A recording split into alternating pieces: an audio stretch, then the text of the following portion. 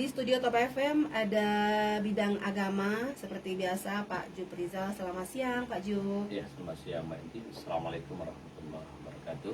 Waalaikumsalam warahmatullahi wabarakatuh. Ada Bapak Bambang Sunario, beliau dari bidang sosial. Selamat siang Pak Bambang. Ya, selamat siang juga Bu Hati. Assalamualaikum warahmatullahi wabarakatuh. Waalaikumsalam warahmatullahi wabarakatuh. Bidang psikologi seperti biasa Mbak Rami Fitri. Biasa kita panggil Mbak Riri. Selamat siang Mbak Riri. Selamat siang, Assalamualaikum warahmatullahi wabarakatuh. Waalaikumsalam warahmatullahi wabarakatuh. Mbak Sari Aprimawati. Mbak Sari, selamat siang. Assalamualaikum warahmatullahi wabarakatuh. Waalaikumsalam warahmatullahi wabarakatuh.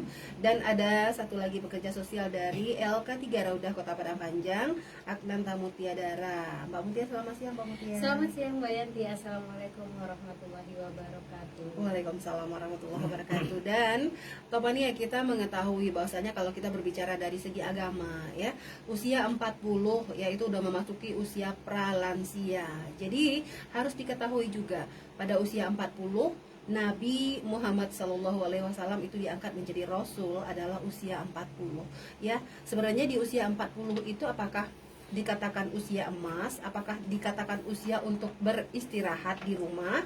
Nah, seperti apa kalau menurut agama? Kita berbicara dari segi agama dulu. Belum nanti kalau kita melihat dari segi di usia 40 sudah ada yang mempunyai cucu ya, bagaimana juga perkembangan fisiknya nanti juga akan dijelaskan oleh masing-masing bidang di sini. Bapak Pak Jub. Ya, Iya.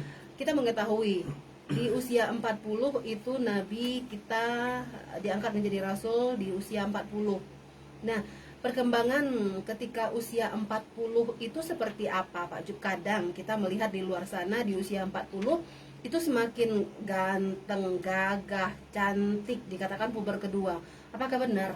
Mungkin penjelasan dari Pak Jub di sini, kita berbicara dari segi agama, apa yang harus kita lakukan? Apakah kita harus lebih fokus beribadah? Ya, banyak yang mengatakan karena di usia 40 kita harus lebih fokus ke Yang Maha Kuasa. Silakan Pak Jub. Ya, terima kasih Mbak Yanti.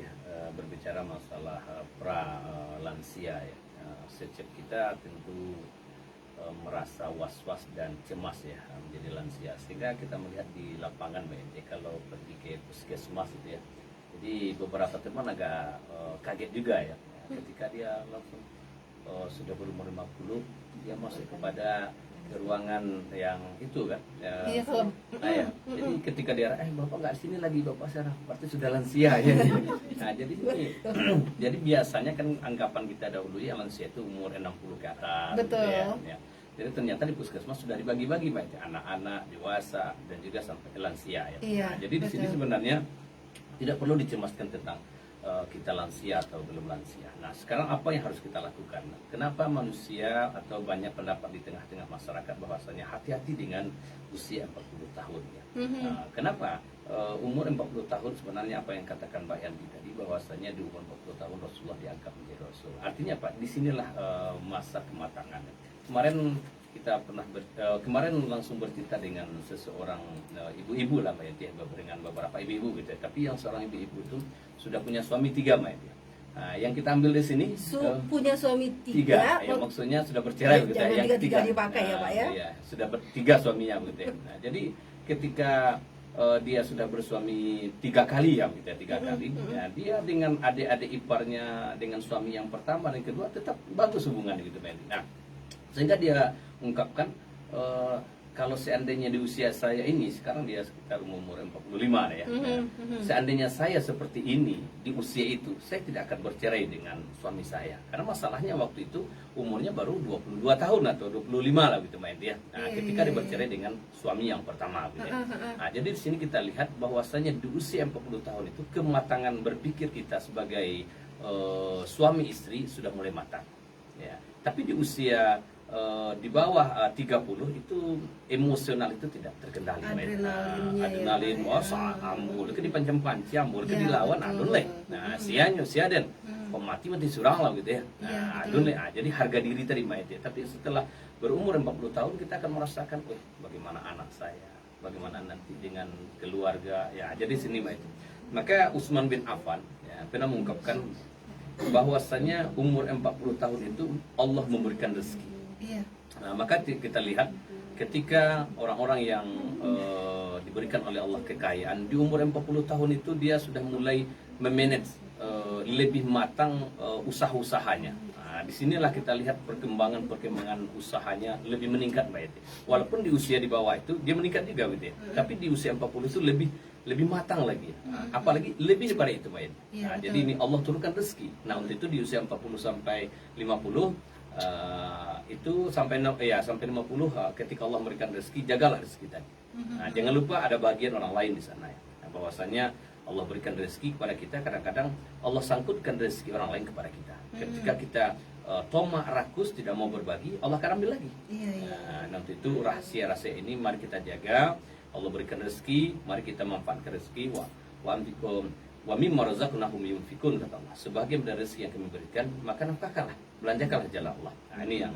Kemudian di usia 60 tahun, nah, usia 60 tahun Allah akan turunkan inabah, ya, kembali kepada jalan Allah. Nah, jadi usia 60 tahun, jadi 40, 50 sampai umur 60 itu, yaitu 59 itu Allah berikan rezeki, maka jagalah baik-baik. Nah, umur 60 Allah berikan inabah.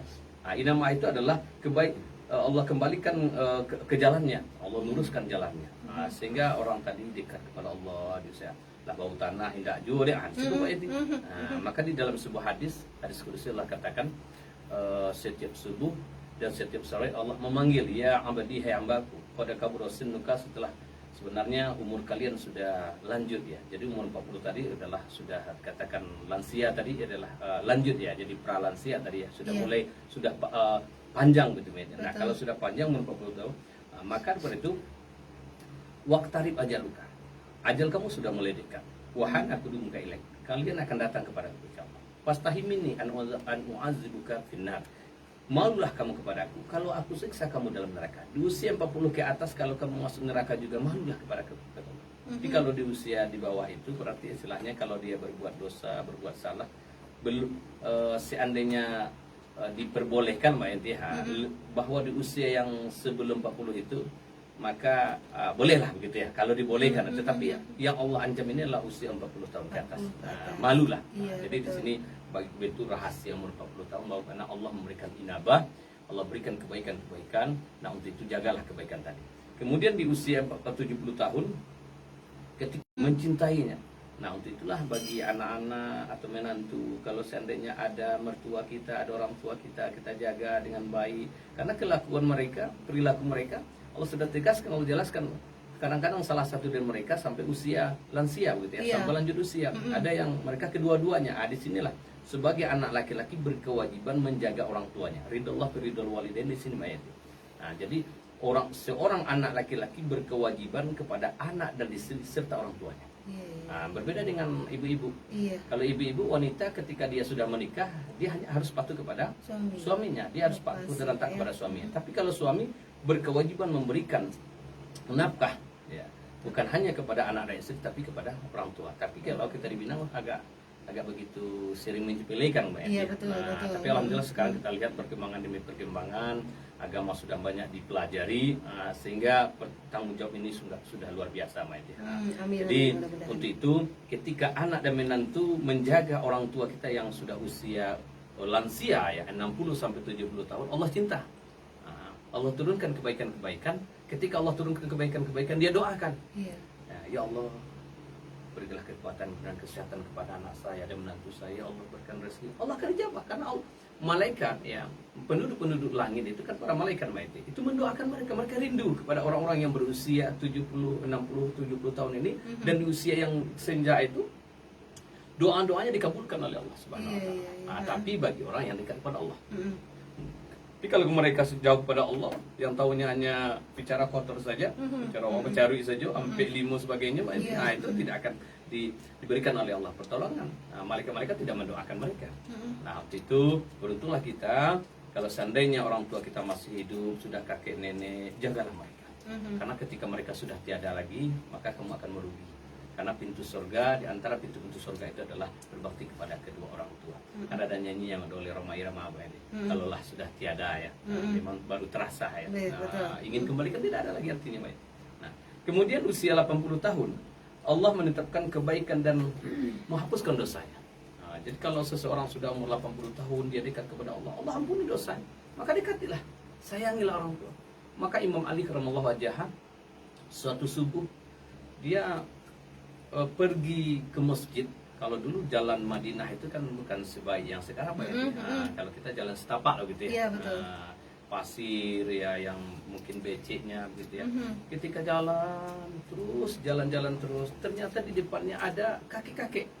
Yang kakek-kakek ini umurnya sudah 70-80 lah. Nah, tapi Ali tidak mau mendahulunya.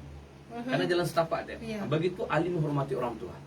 Sehingga ketika itu Rasulullah SAW sholat subuh sampai ditahan oleh Jibril untuk bangkit dari ruku. Sehingga sampai di hadapan masjid disangka oleh Ali itu orang tua tadi masuk ke masjid. Ternyata lewat saja. Setelah dilihat-lihat ternyata adalah orang Yahudi. Tapi Ali karena dia terlambat, maka Ali mendapatkan Rasulullah ketika ruku. Maka hukum di sana bahwasanya ketika mendapatkan satu ruku berarti dia sudah mendapatkan satu rakaat. Jadi ada hikmahnya. Nah, tapi kita lihat di sini adalah bagaimana Ali menghormati orang tua. Sekarang bagaimana jangankan anak kandung ya, jangankan orang lain, anak kandung sendiri banyak yang tidak menghargai orang tua. Betul. Dalam pola bicaranya, baik berpakaiannya, kadang ditegur oleh kakek, oleh orang tuanya, Pak kemarin itu aja, atas arah diden lah, dia nak tuh diden. Orang tua itu kan apalagi di usia 50, 60 ke atas Mbak, itu sangat sensitif sekali. Betul. Sangat berhibah, mereka ada malayan dulu menyolahkan inilah orang sarjana lah menjadi apa orang menjadi anak mama orang itu mereka lah masuk banyak itu, sehingga di sinilah tidak sedikit orang tua yang menangis meratapi tentang dirinya. Dia tidak menyalahkan orang lain, dia tidak menyalahkan anak-anaknya, tapi dia menyadari ke dirinya bahwasanya salah dia. Maka mungkin Mbak Yanti pernah mengingat bagaimana ungkapan B.J. Habibie ya, tentang ilmu dengan agama Mbak Yanti. Nah, kalau seandainya saya berpilih tentang apa yang dipilih, ilmu atau agama, maka akan saya pilih agama. Karena ilmu kepandaian beliau membuat pesawat terbang, buat ini sebagainya, itu benar seberapa dibandingkan dengan ilmu agama. Betul-betul ilmu agama. Ilmu agama ini adalah ilmu tentang seluruhnya Mbak Yanti. Tentang agama diantara adalah menghormati orang tua. Dan kita tahu bahwasanya B.J. Habibie itu ahli ibadah ya, ilmu agamanya luar biasa juga Mbak Yanti. Tapi dia kalau seandainya berpilih mana yang utama, kata beliau, saya lebih memilih agama ketimbang ilmu. Biarlah tidak punya pengetahuan tentang membuat pesawat, tapi ilmu agama saya dalam. Begitu pentingnya akhlak tadi. Karena tadi sudah mengatakan innama bu'istu liutammima makarimul akhlak. Sungguhnya saya diutus ke dunia adalah untuk menyempurnakan akhlak. Jadi gimana akhlak kita ini? Nah, kemudian usia 90 tahun adalah Allah mengampuni segala dosa-dosanya dan mengizinkannya kepada ahli baitnya memberikan syafaat. Jadi Bapak Ibu, saudara-saudara saya yang para pendengar, kalau kita punya orang tua atau kakek atau nenek yang sudah berusia 90 tahun, dia dekat kepada Allah dan dia akan mendoakan kita karena dia bisa memberikan syafaat. Kata Utsman bin Affan, memberikan syafaat kebaikan-kebaikan untuk kita seluruhnya. Jadi kalau orang tua di sana berbahagia, maka lihatlah Bu Yati, rumah itu akan disinari dengan keberkahan itu.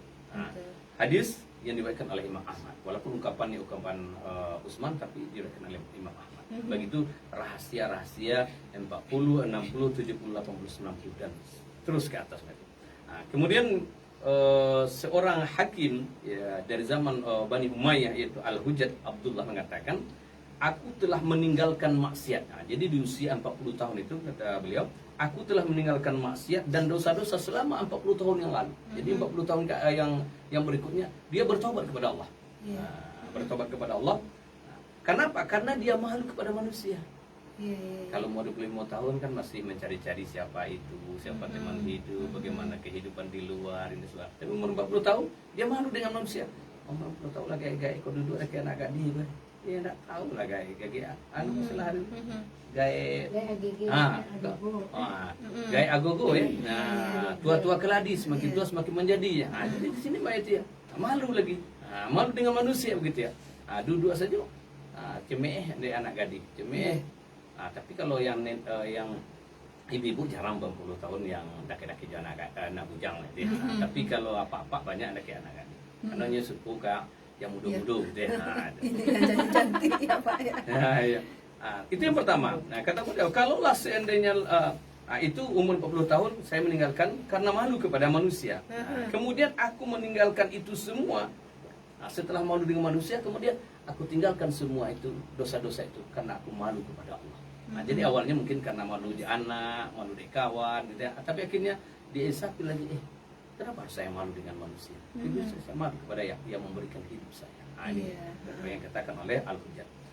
Di dalam sebuah syair dikatakan oleh penyair yang konon ketika itu, sobba ma sobba hatta ala syaibu ra'sah falamma alahu qala lil batil ibtul. Kata beliau, diturutinya semua yang disukainya sehingga uban telah menghiasi kepalanya. Jadi umur 40 tahun kapan sudah mulai ya, satu persatu mulai tumbuh di atas telinga, di samping kiri, samping kanan, kemudian dari atas, dari belakang ya. Kemudian ketika manakala uban telah memasuki kepalanya seluruhnya, umur 50 ke atas kan sudah mulai banyak ya. Sehingga ada teman pulang dari haji kemarin, aku nak buka-buka atau piaji haji. Iba akan membukaannya lah alami. Nah, ternyata udah putih semua intinya. Nah, gitu ya, putih semua ya. Nah, jadi ketika datang kebatilan dia katakan, hai kebatilan, betul, jauhilah dari diriku. Artinya apa? Dia bersiap-siap, jangan lagi dekati diri saya. Jadi ini semangat umur 40 tahun ke atas. Betul. Kemudian Ibnu Abbas di usia 40 tahun harus banyak bertaubat. Ini katakan Ibnu Abbas. Banyak bertaubat kepada Allah. Kemudian dan banyak berserah diri kepada Allah. Ketika usaha kita agak macet, berserah diri kepada Allah. Ketika banyak orang yang mencaci maki, berserah diri kepada Allah. Ketika banyak orang yang menghina, kita berserah diri kepada Allah. Kemudian memperbanyak bersyukur. Nah, karena akan Allah ganti, Mbak Yati. Dengan syukur kita akan bahagia. Dan yang keempat adalah berhati-hati. Berhati-hati. Dan selalu banyak berdoa. Jadi sudah berhati-hati kita menjaga diri kita, menjaga harta kita, keluarga kita, dan banyak berdoa. Karena doa ini luar biasa, Nah, itu apapun yang ada pada di pra lansia ini, mari kita jaga. Kalau kita punya keluarga atau kita sendiri umpamanya, waspadalah. Dan mari kita banyak bertobat, bersyukur, berhati-hati dalam bersikap, berbuat. Jangan sampai nanti di usia kita 50 sampai 60 sudah menjadi kakek nenek, menantu kita, anak kita jauh pada kita. Dan tidak sedikit kita lihat banyak orang-orang yang lansia itu dimasukkan ke dalam panti jompo. Nah, yang salah siapa? Bukan anak-anak, tapi kita dalam mendidik mereka. Nah, untuk itu bukan salah juga masuk ke panti, Mbak Yanti. Karena kita lihat di panti itu, alhamdulillah kalau kita lihat di panti-panti pemerintah, sangat luar biasa perhatian ya, Mbak Yanti. Namun kalaulah seandainya orang tua kita gara-gara seseorang, gara-gara perilakunya dia masuk ke dalam panti, berarti jangan salahkan anak. Pak Jub, ada yang mengatakan bahwasanya di usia tua mereka juga belum melaksanakan sholat, belum baik. Nah, apa yang harus bapak-bapak ibu lakukan di luar sana? Silahkan Pak Jub. Ya. Jadi di sini Mbak Yanti, kalau di usia lansia juga tidak mau berubah, bertobat kepada Allah Subhanahu wa taala. Di sini ancam Allah tadi dalam hadis kudusi. Fastahi minni an u'adzibuka finnar. Malulah engkau kepadaku nanti di usia kamu yang sudah lansia ini kamu juga dimasukkan ke dalam neraka. Ini adalah sindiran Allah kepada orang-orang yang sudah berlansia tadi. Nah, sudah tua kamu masuk juga dalam neraka. Kalau masih muda masuk neraka, kalau tahu wajar juga lah, Pak. Nah, tapi ini sudah tua, sadarilah. Dan untuk itu banyak bertobat, bersyukur pada Allah. Kalau seandainya juga seperti itu, tentu tugas sebagai anak. Anak kita harus merangkul orang tua kita, membimbing orang tua kita. Kalau tidak, berarti itulah karakternya. Dan kita selalu berdoa kepada Allah, tidak boleh berputus asa. Ini ujian dapat orang tua yang seperti ini. Karena anaknya alim, ya, anaknya baik, berpendidikan. Kadang-kadang bahasa orang tuanya sudah lansia, maka jangan sampai pikun. Nah, menghindari pikun itu adalah banyak beribadah, banyak baca Al-Quran, banyak berzikir kepada Allah. Nah, tapi kalau sudah pikun, Mbak Yanti, kadang kita malu. Jangankan untuk bicara, Mbak Yanti, ya, malah kotorannya saja dianggap itu adalah kue, Mbak Yanti. Nah, tidak sedikit dia main-main dengan itu. Dia menyangka itu adalah mungkin terbayang dia usia masih umur 3 tahun, main air, main tanah, Mbak Yanti. Dia terbayang begitu ya. Karena Allah kembalikan lagi ke masa kecil, Mbak Yanti. Nah, sebelum masa kecil itu Allah kembalikan dalam keadaan pikun, maka berdoa kepada Allah, berzikir kepada Allah, banyakkan ibadah kepada Allah. Nah, ini harapan kita semua sehingga kita husnul khotimah. Kalau seandainya mereka sudah menjadi pikun Mbak Yati, itu dosa-dosa mereka tidak dihitung lagi. dihitung lagi Mbak Yati. Baik. Nah, satu sisi sebenarnya beruntung juga Mbak Yati ya. Nah, tapi bagaimana keluarga melihat aduh karena malu ya juga ya. Sebenarnya mengingatkan kembali ya Pak Jup ya, untuk yang usia 40 ke atas ya Pak ya, Ya. mendekatkan diri kepada Allah lagi Iya. ya.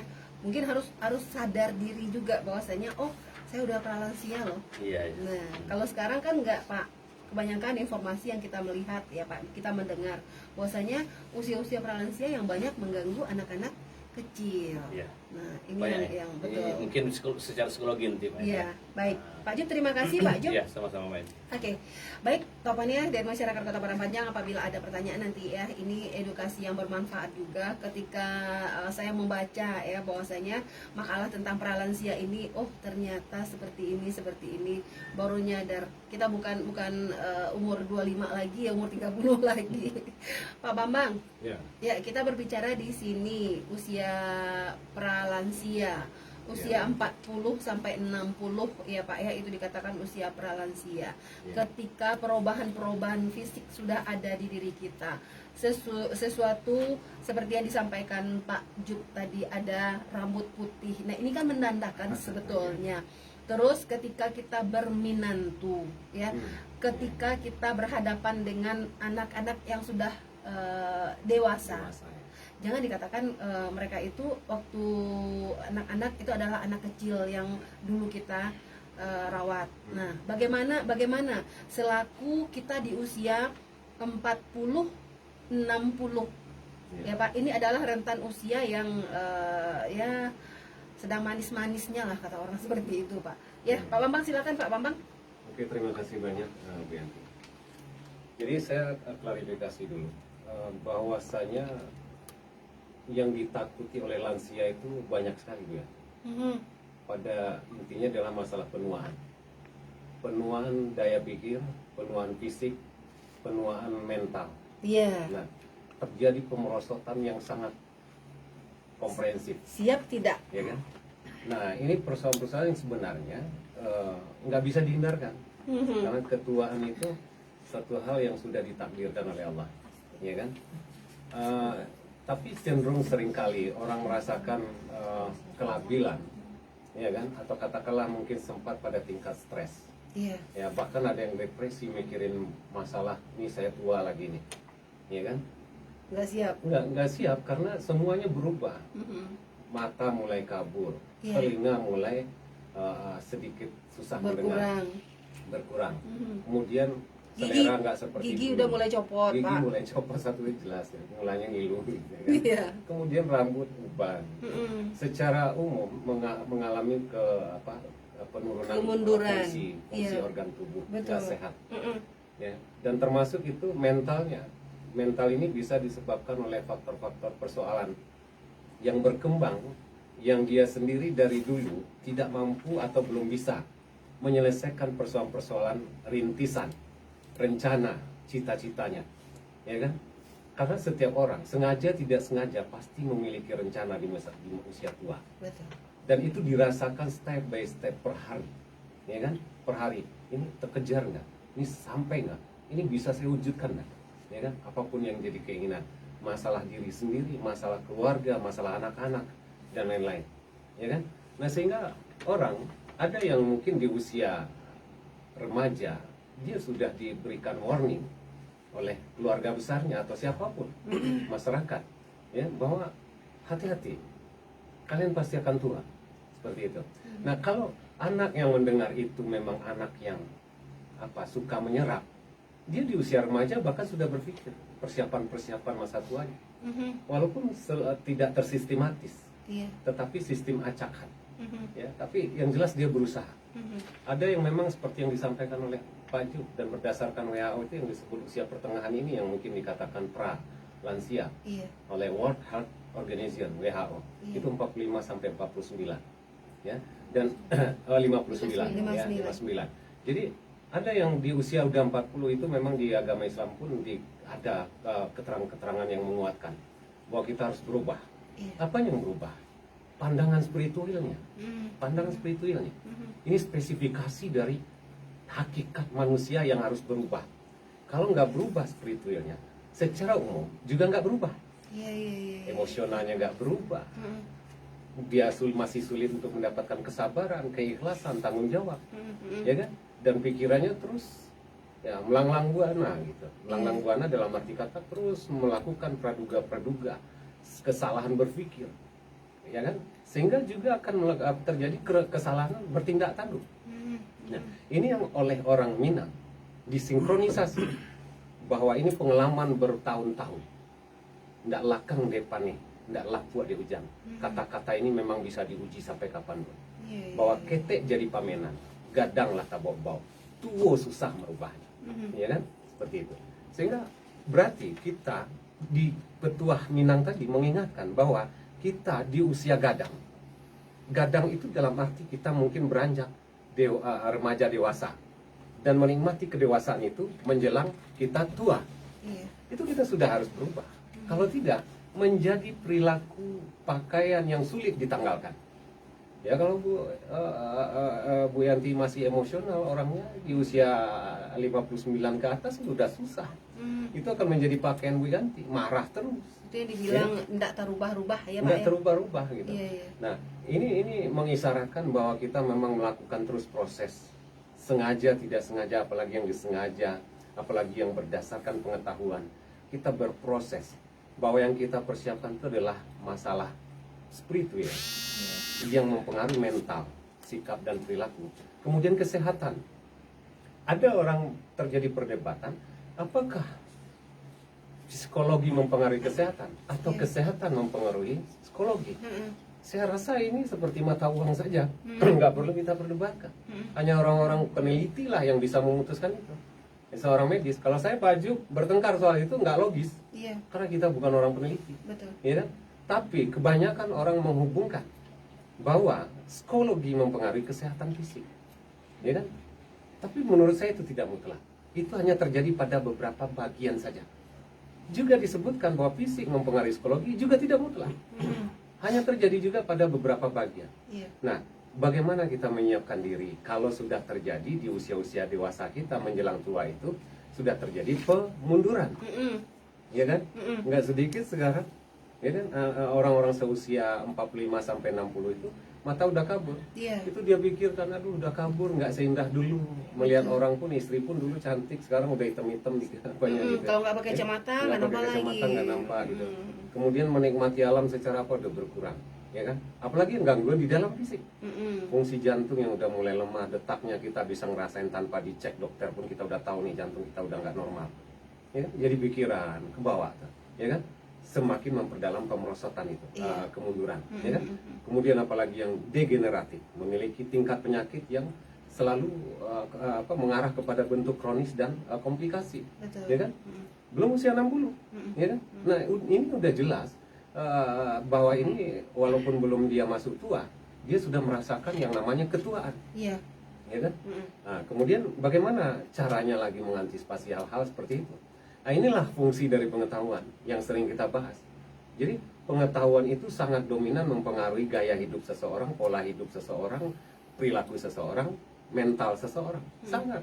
Apa yang mempengaruhi pengetahuan seseorang? Jadi pengetahuan itu jangan sekedar call me, ya, sekedar hanya untuk mengembalikan ilmu itu sudah datang, tapi bawalah ilmu itu untuk sampai pada tingkat komprehensif, yaitu mampu memahami sesuatu dan mampu menjiwai, lalu melaksanakan apa yang menjadi nilai baik dari sebuah ilmu itu, ya kan? Jadi kita harus masuk ke tingkat bagian bahwa kita harus termasuk orang yang mumpuni, berusaha untuk memiliki ilmu yang bisa kita terapkan, ya kan? Jangan hanya sekadar teoritis. Saya juga ke diri saya berusaha seperti itu, walaupun nggak 100%. Tapi saya berusaha ilmu apapun yang saya serap, mudah-mudahan kepake dalam hidup saya, seperti itu. Tapi ada bagian yang lemah, ada yang bagian yang kuat. Nah, seperti itu. Ya. Pengetahuan itu dipengaruhi oleh pendidikan seseorang, ya. Kemudian media massa hari ini juga sangat berpengaruh.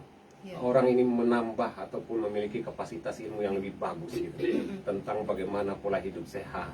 Semuanya udah kebuka. Iya. Ya kan? Bahkan ada aplikasi khusus tentang kesehatan. Di sana ada ratusan dokter yang siap untuk berkonsultasi, Betul. ya, untuk memberikan pencerahan buat kita. Kemudian juga faktor sosial, Seorang yang sering berinteraksi dengan orang lain itu akan berbeda mendapat pengetahuan dengan orang yang jarang interaksi, Betul. ya kan? Ya, dia akan lebih memiliki warna dari ilmu pengetahuannya seperti itu. Ternyata ekonomi pun juga jadi penyebab, ya kan? Jadi orang kelas ekonomi tinggi itu sepertinya memiliki isyarat yang lebih kuat untuk memiliki ilmu yang tinggi juga. Ya, karena dinilai dari tingkat pendidikan, Iya. bisa sampai ke fakultas bahkan S2 seperti itu. Sementara yang tidak memiliki kemampuan ekonomi mungkin batasnya sampai SLTA. Tapi zaman sekarang alhamdulillah banyak yang ekonomi lemah juga kuliah, ya kan? Mudah-mudahan itu satu perubahan yang sangat mendasar. Betul. Ya. Kemudian pengalaman seorang, ya pengalaman ini bisa yang paling banyak yang disebut pengalaman ini itu adalah kemampuan seorang masuk secara utuh di dalam pengetahuan alam. Apa itu pengetahuan alam? Alam tak kambang jadi dulu. Dia sudah belajar tentang dirinya, dia belajar tentang diri orang lain, dia belajar tentang siklus kehidupan yang berkembang yang dia lihat, sehingga dia punya pengetahuan. Ya, nah akhirnya ini yang menjadi dia mungkin sebelum lanjut usia dia menjadi hidup harus seperti ini. Saya nggak boleh begini kalau saya nanti di masa tua akan memasuki masa tua. Kenapa? Masa tua itu tinggal lagi menikmati. Dalam ilmu psikologi juga saya pernah baca bahwa usia 60 ke atas itu bukan lagi usia untuk melakukan kegiatan-kegiatan berat, Iya. tapi menikmati hasil pekerjaan, ya kan? Hasil pensiunnya. Apapun yang dia lakukan, apakah dia membina anak, dia ingin menikmati bagaimana anak-anaknya, apakah dia mungkin berladang, dia ingin menikmati hasil ladangnya, apakah dia pernah melakukan kerja keras untuk membuat rumah yang indah, dia ingin menikmati. Jadi secara mental memang itu sudah ditakdirkan oleh Allah, ya kan?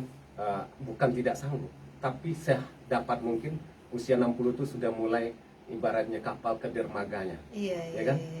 Sehingga dia dapat merasakan keberuntungan di masa tuanya. Nah, inilah yang dipersiapkan. Maka saya katakan bahwa di usia 45 sampai 59 itu di satu sisi dia adalah pralansia, di satu sisi adalah orang yang sedang tumbuh dan berkembang menjadi sosok yang paling kuat. Ya kan? Saya melihat orang usia 45 sampai 59 ini adalah orang yang sedang mendaki sebuah gunung, tapi dia sedikit lagi sampai ke puncak. Ya kan? Sampai dia di puncak nanti penurunan. Nah, makanya secara mental dan pikiran kebiasaan orang yang usia 45 ini, 40 rata-rata ke atas lah kita ambil ya, itu bagaimana seluruh program hidupnya bisa terlaksana. Dan ada pula saya baca bahwa usia 40 ke atas itu dia tidak suka lagi bekerja serabutan. Kerja ini, kerja ini, kerja ini, ya kan? Kecenderungannya lebih fokus kepada satu pekerjaan. Tapi masih banyak yang kita lihat di lapangan yang bekerja 2 sampai 3 pekerjaan demi memenuhi kebutuhan hidup, ya kan? Nah, kemudian juga bahwa dia mulai ya membangun apa yang dia mungkin sebelum ini belum terlaksana.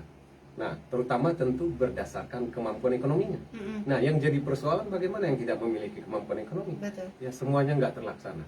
Ibarat panjat pinang, hampir nyampe di atas, melorot lagi ke bawah. Inilah kelelahan yang dirasakan oleh orang pralansia, yang apabila sampai usia lansia dia belum menggapai apa-apa, ya kan? Iya. Nah, Apakah itu dikatakan tidak mempunyai prinsip dalam kehidupan atau bagaimana Pak Bambang? begini, saya lebih mungkin mengutip bahwa sesuatu yang kita lakukan di dunia ini lebih banyak menunjang kesuksesan kita adalah perencanaan hidup kita, ya kan? Itu hanya berhubungan dengan daya dukung, sikap mental seseorang, optimisme. Kemudian seperti yang Bu Rianti sampaikan itu daya dukung itu, tapi adalah berencana, ya kan? Berencana ini sebenarnya juga erat hubungan kalau kita mau kutip secara spiritual, bahwa ada optimisme. Optimisme ini kita arahkan kepada keyakinan. Keyakinan ini sudah masuk ke ranah spiritual, bahwa Allah melakukan sesuatu sesuai dengan prasangka umatnya, ya kan? Jadi kita juga harus berprasangka baik kepada Allah, bahwa ketika kita melaksanakan suatu ini 1, 2, dan 3 untuk rencana hidup kita, bagaimana mempersiapkan masa tua, anak-anak hidup dalam keadaan baik, semuanya itu ya dengan perencanaan tadi. Nah, sehingga orang yang berencana itu biasanya dia seperti berjalan di atas rel, ya kan? Dimana dia bisa mencapai tujuannya.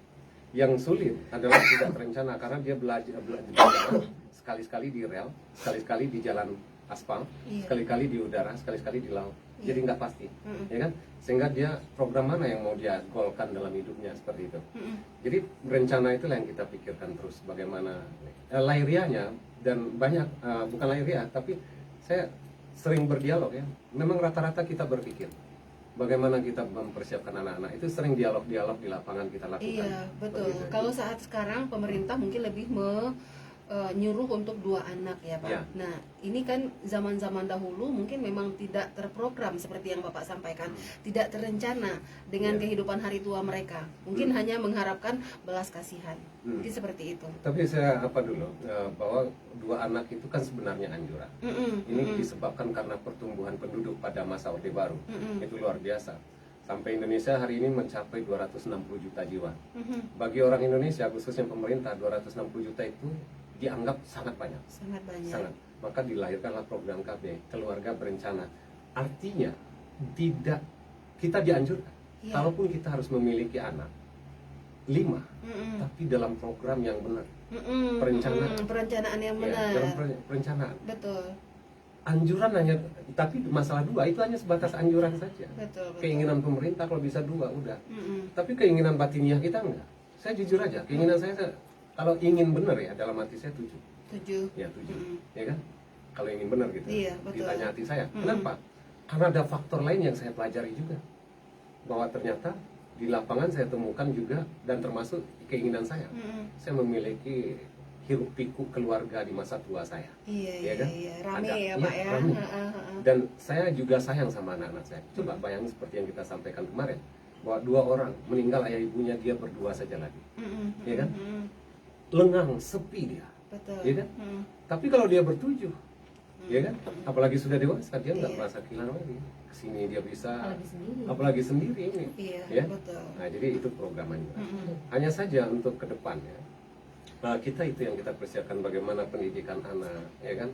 Kesiapan mentalnya juga memasuki rumah tangga, sampai nanti kita pas usia tua, kita rewin ke belakang, termasuk pikiran tenaga kita.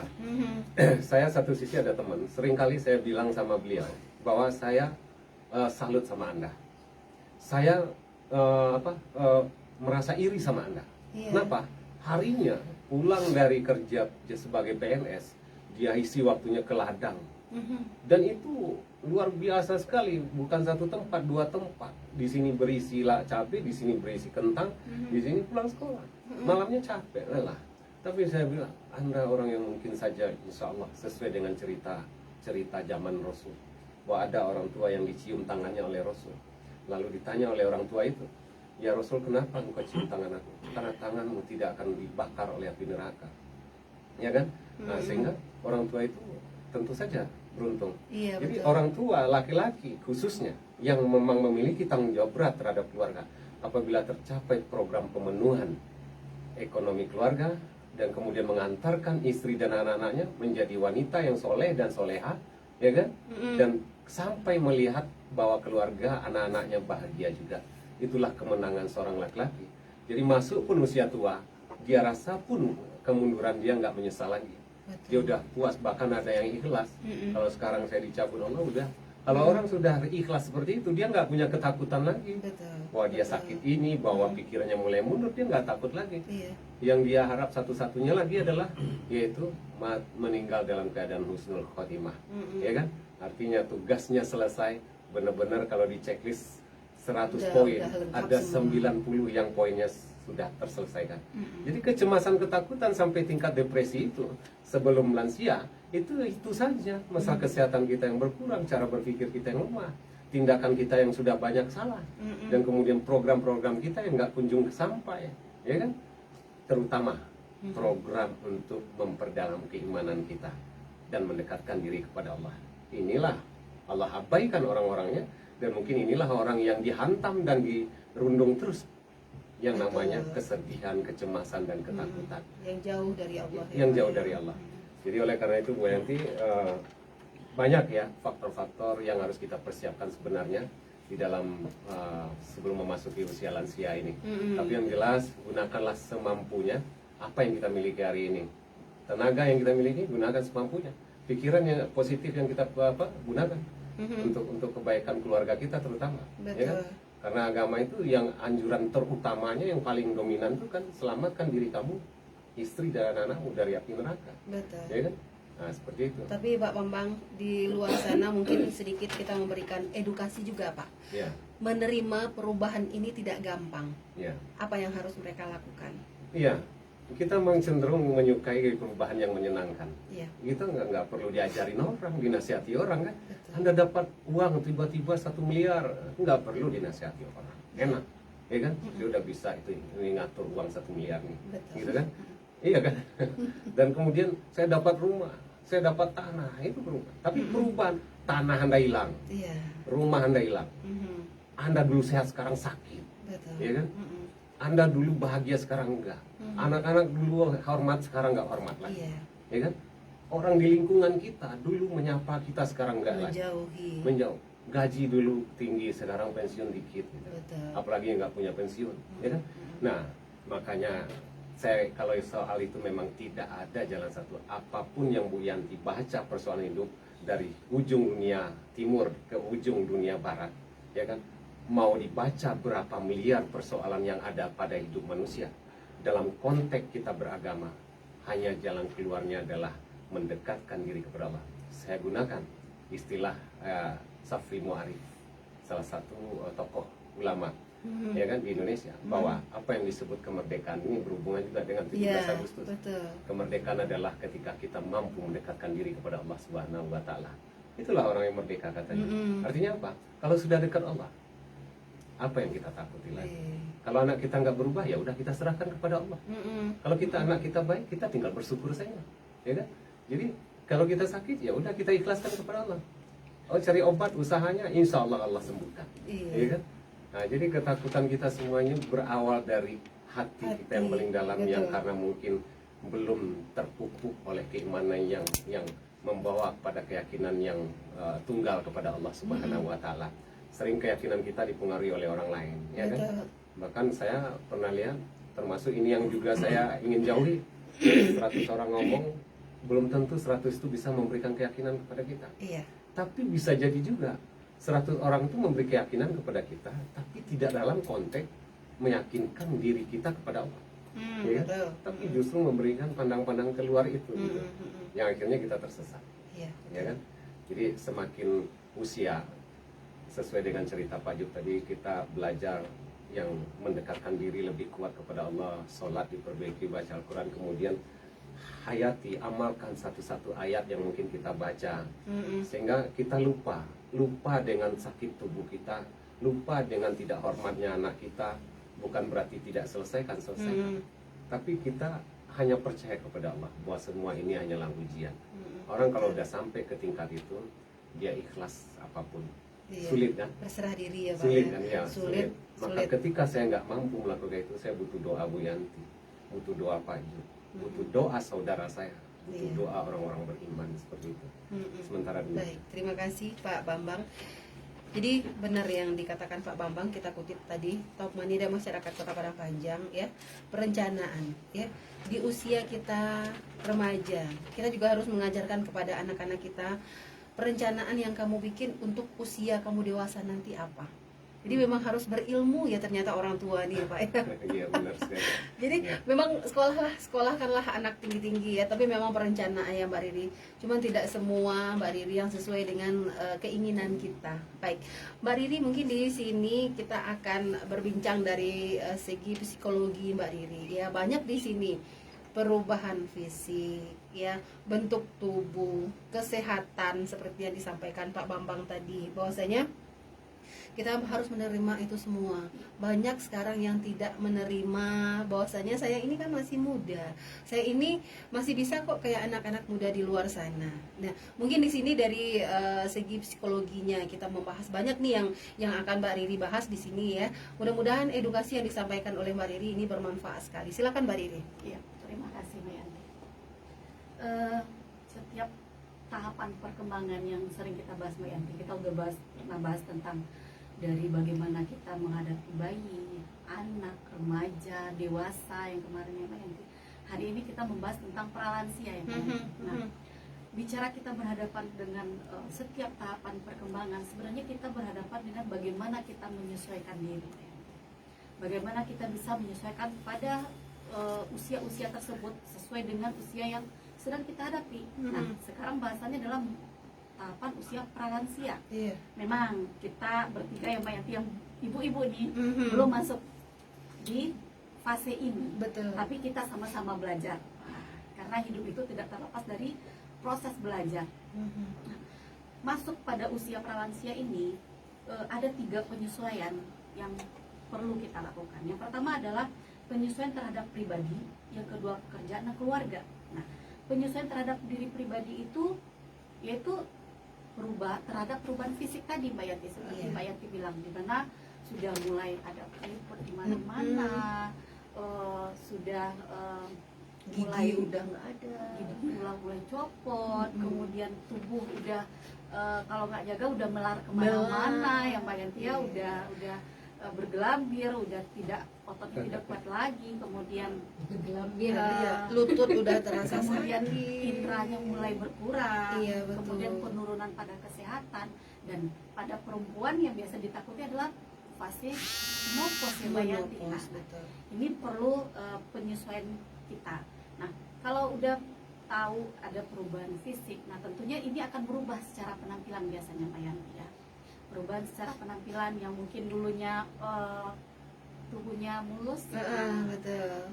langsing, nah, sekarang udah mulai keriput di mana-mana kan. Betul. Tentu udah mulai menutup nih Mbak Yanti ya, udah mulai menggunakan hijab, udah mulai, kalau nggak berhijab mungkin udah mulai menutup pakaian dengan Agak lengan dalam. panjang yang agak dalam gitu.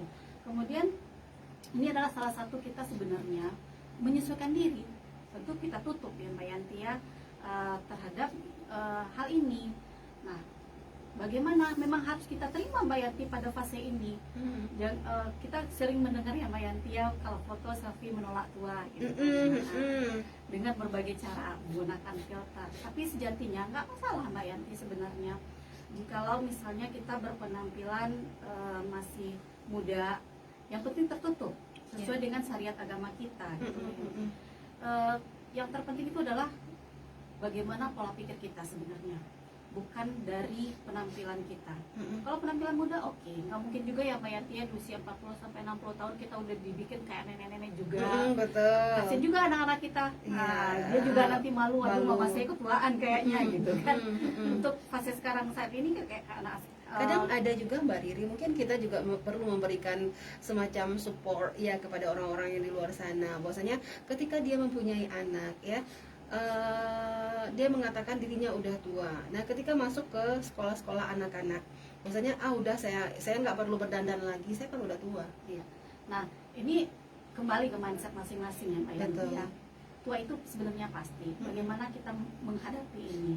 Kalau berpenampilan masih wajar dengan usia kita. Kalau kita sekolah sesuaikanlah, mungkin pakaiannya lebih seperti gamis dengan pakai jeans. Ya disesuaikan dengan tempat kita berada, harus kita tahu gitu. Makanya saya bilang tadi, kalau dari segi penampilan muda oke, asal jangan pemikiran kita, sikap kita sebagai orang yang dituakan. Usia 40 sampai 60 biasanya kita sudah menjadi orang yang dituakan Mbak Yanti. Dianggap kita punya pola pikir yang cukup matang dalam menghadapi berbagai hal, karena kita dianggap sudah kalau ibu ada keibuannya, kalau bapak ada kebapakannya gitu di usia ini biasanya. Jadi yang terpenting itu adalah bagaimana kita bersikap, menempatkan diri di usia kita itu sesuai dengan di mana tempat kita berada.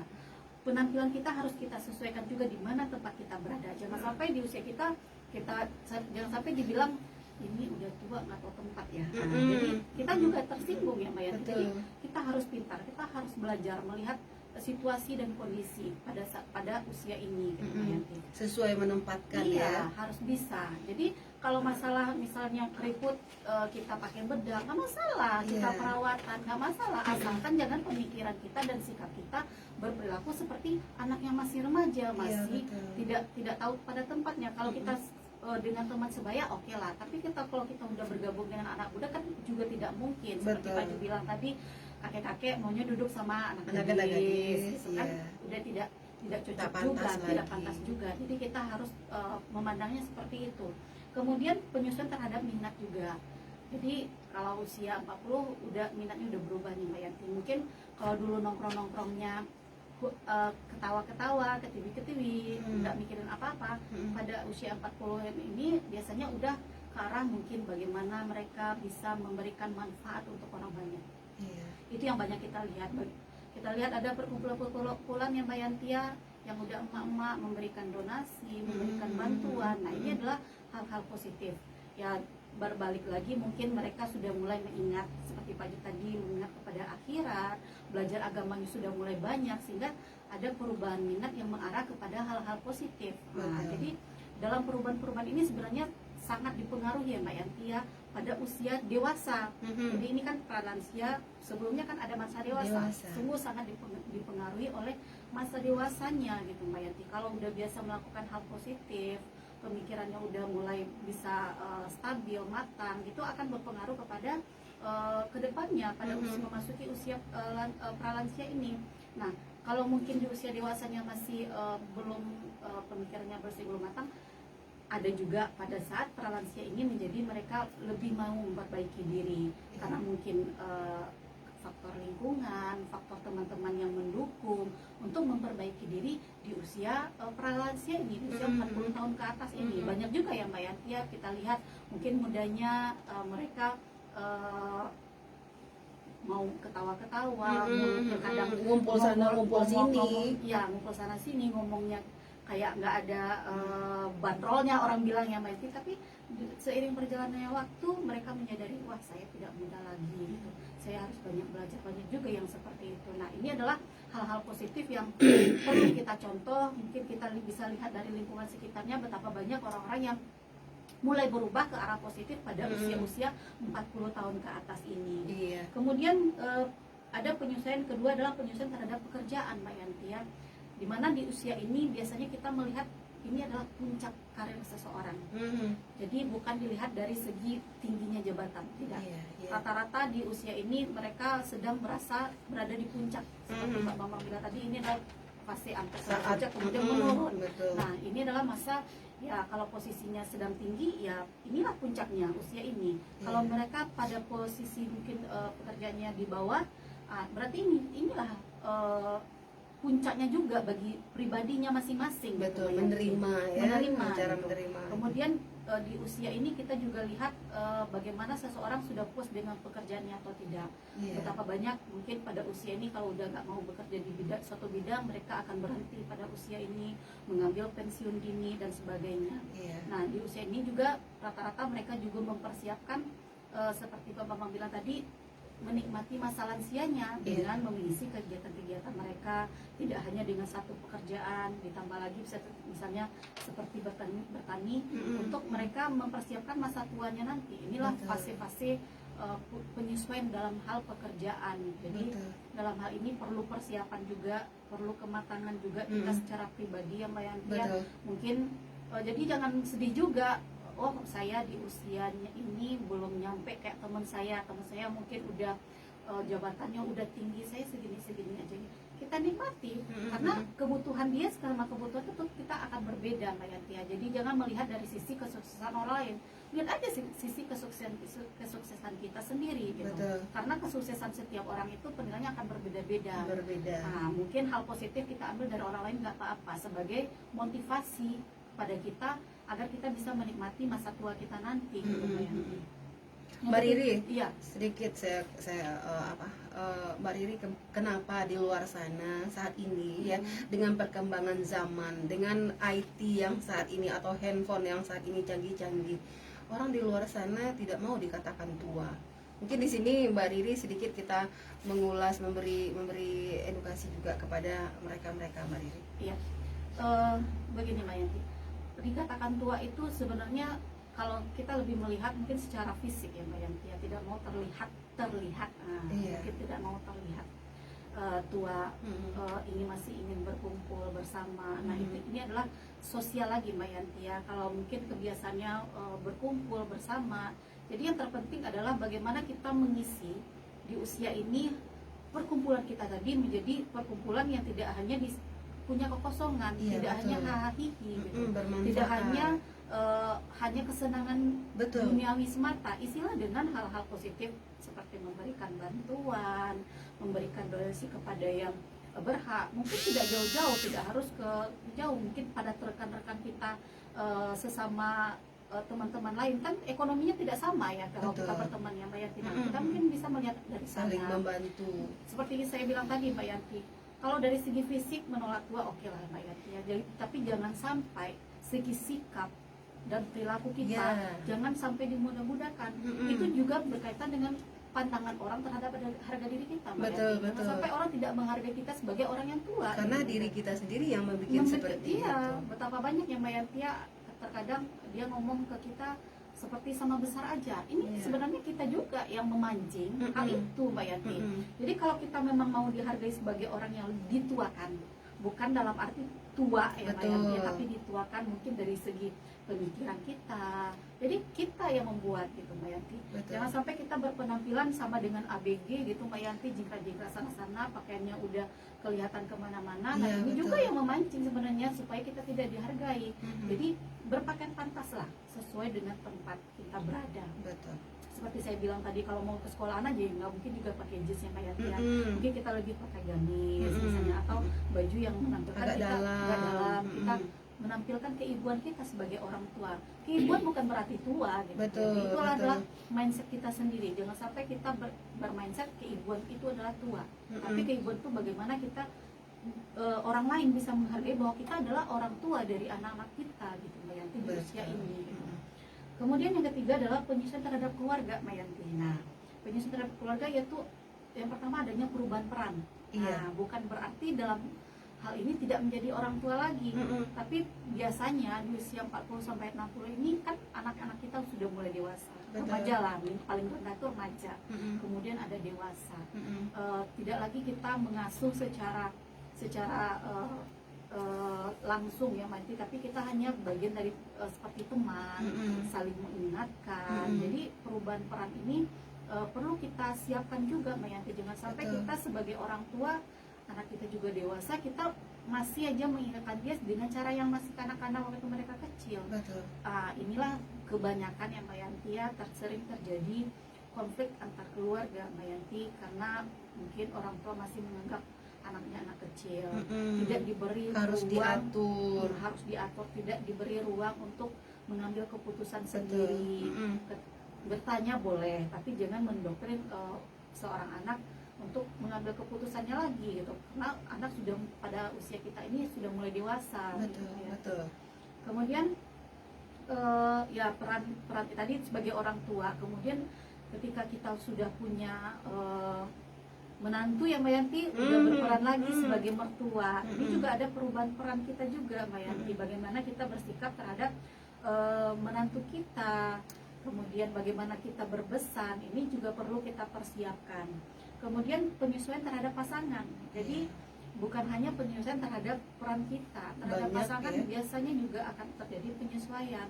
Biasanya dulu kita dengan adanya anak-anak yang mungkin on time bersama kita, kalau udah dewasa Mbak Yanti ya, mungkin dia udah kuliah keluar, udah bekerja di luar, udah menikah. Iya. Nah, kalau jadi penyesuaian kita dengan pasangan, oke, kalau pasangan kita sudah pada usia sebelumnya mereka sudah senantiasa bersama, sudah senantiasa bekerja sama.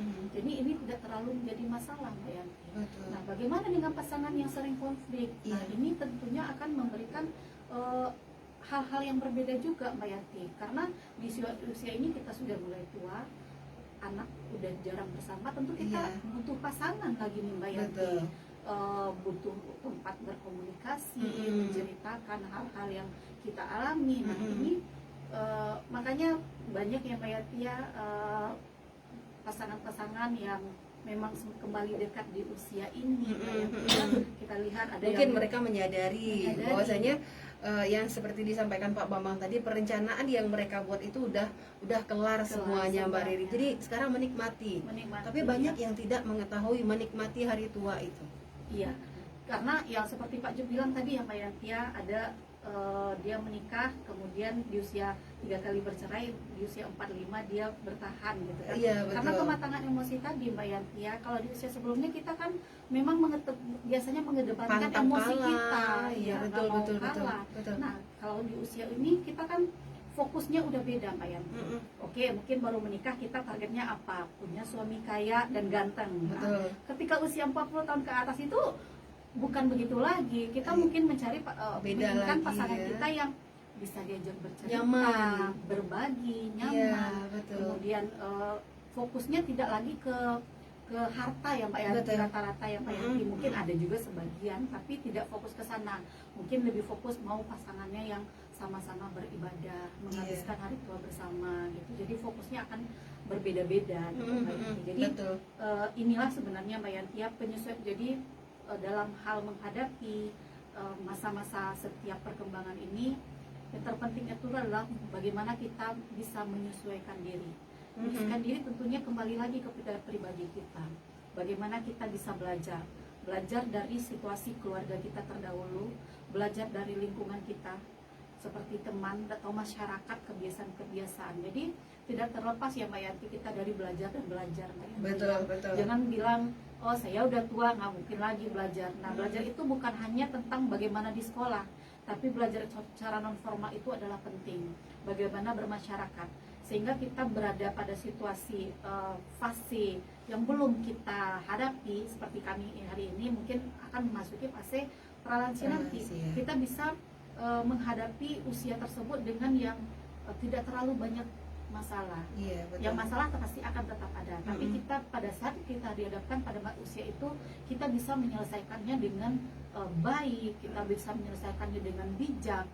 Karena di usia 40 tahun ke atas itu kita sudah butuh yang namanya sebuah kebijakan, Mbak Yanti. Betul. Kita bukan perang-perang emosi lagi, kita bukan perang-perang mulut lagi dengan orang lain ataupun pasangan, tapi bagaimana kita menanggapinya dengan berbesar hati, Iya. bukan pasrah ya Mbak Yanti, tapi bagaimana kita menanggapi, ya udahlah, berarti ini yang harus kita jalani.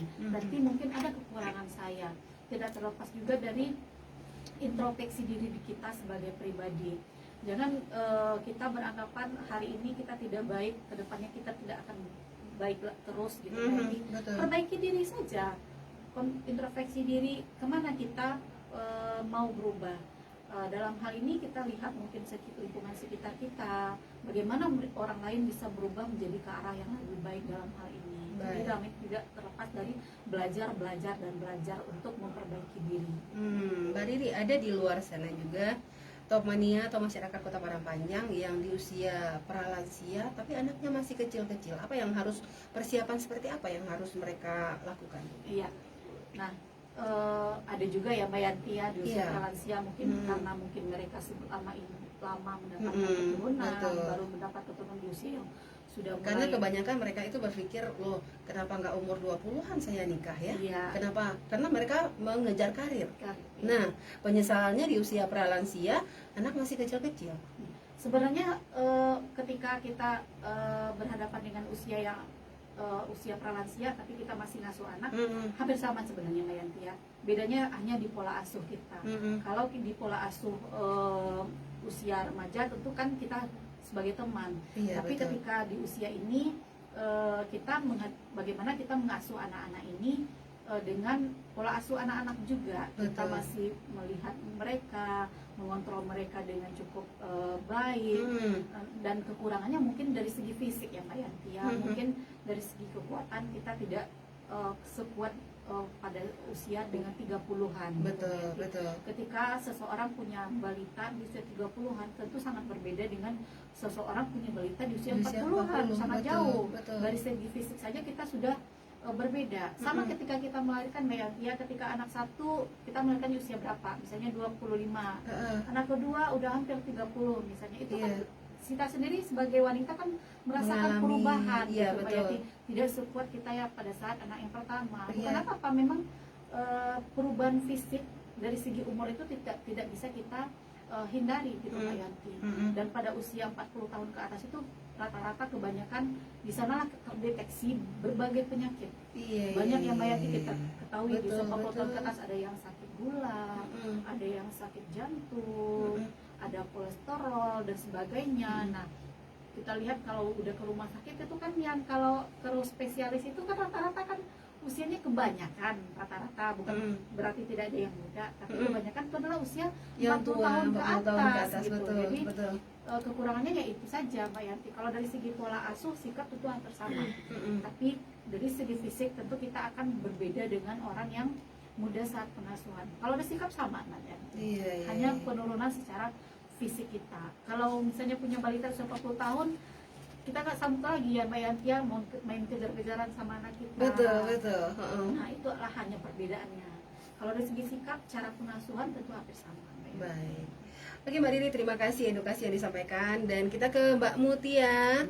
Mbak Mutia di usia 40 tahun ke atas, ya ada saya mengatakan, menyampaikan juga, bertanya juga ke Mbak Riri tadi bahwasanya dia baru mempunyai balita ya, sedangkan di usia 40, 45 atau 50 mereka itu kan butuh perhatian, butuh disayang. Sedangkan ini anak-anak masih kecil, dia juga butuh disayang. Jadi versus jadinya ya, dia juga butuh perhatian, anak-anak masih dalam perhatian. Nah, sensitivitas diri, nah di sini mulai keluar ya.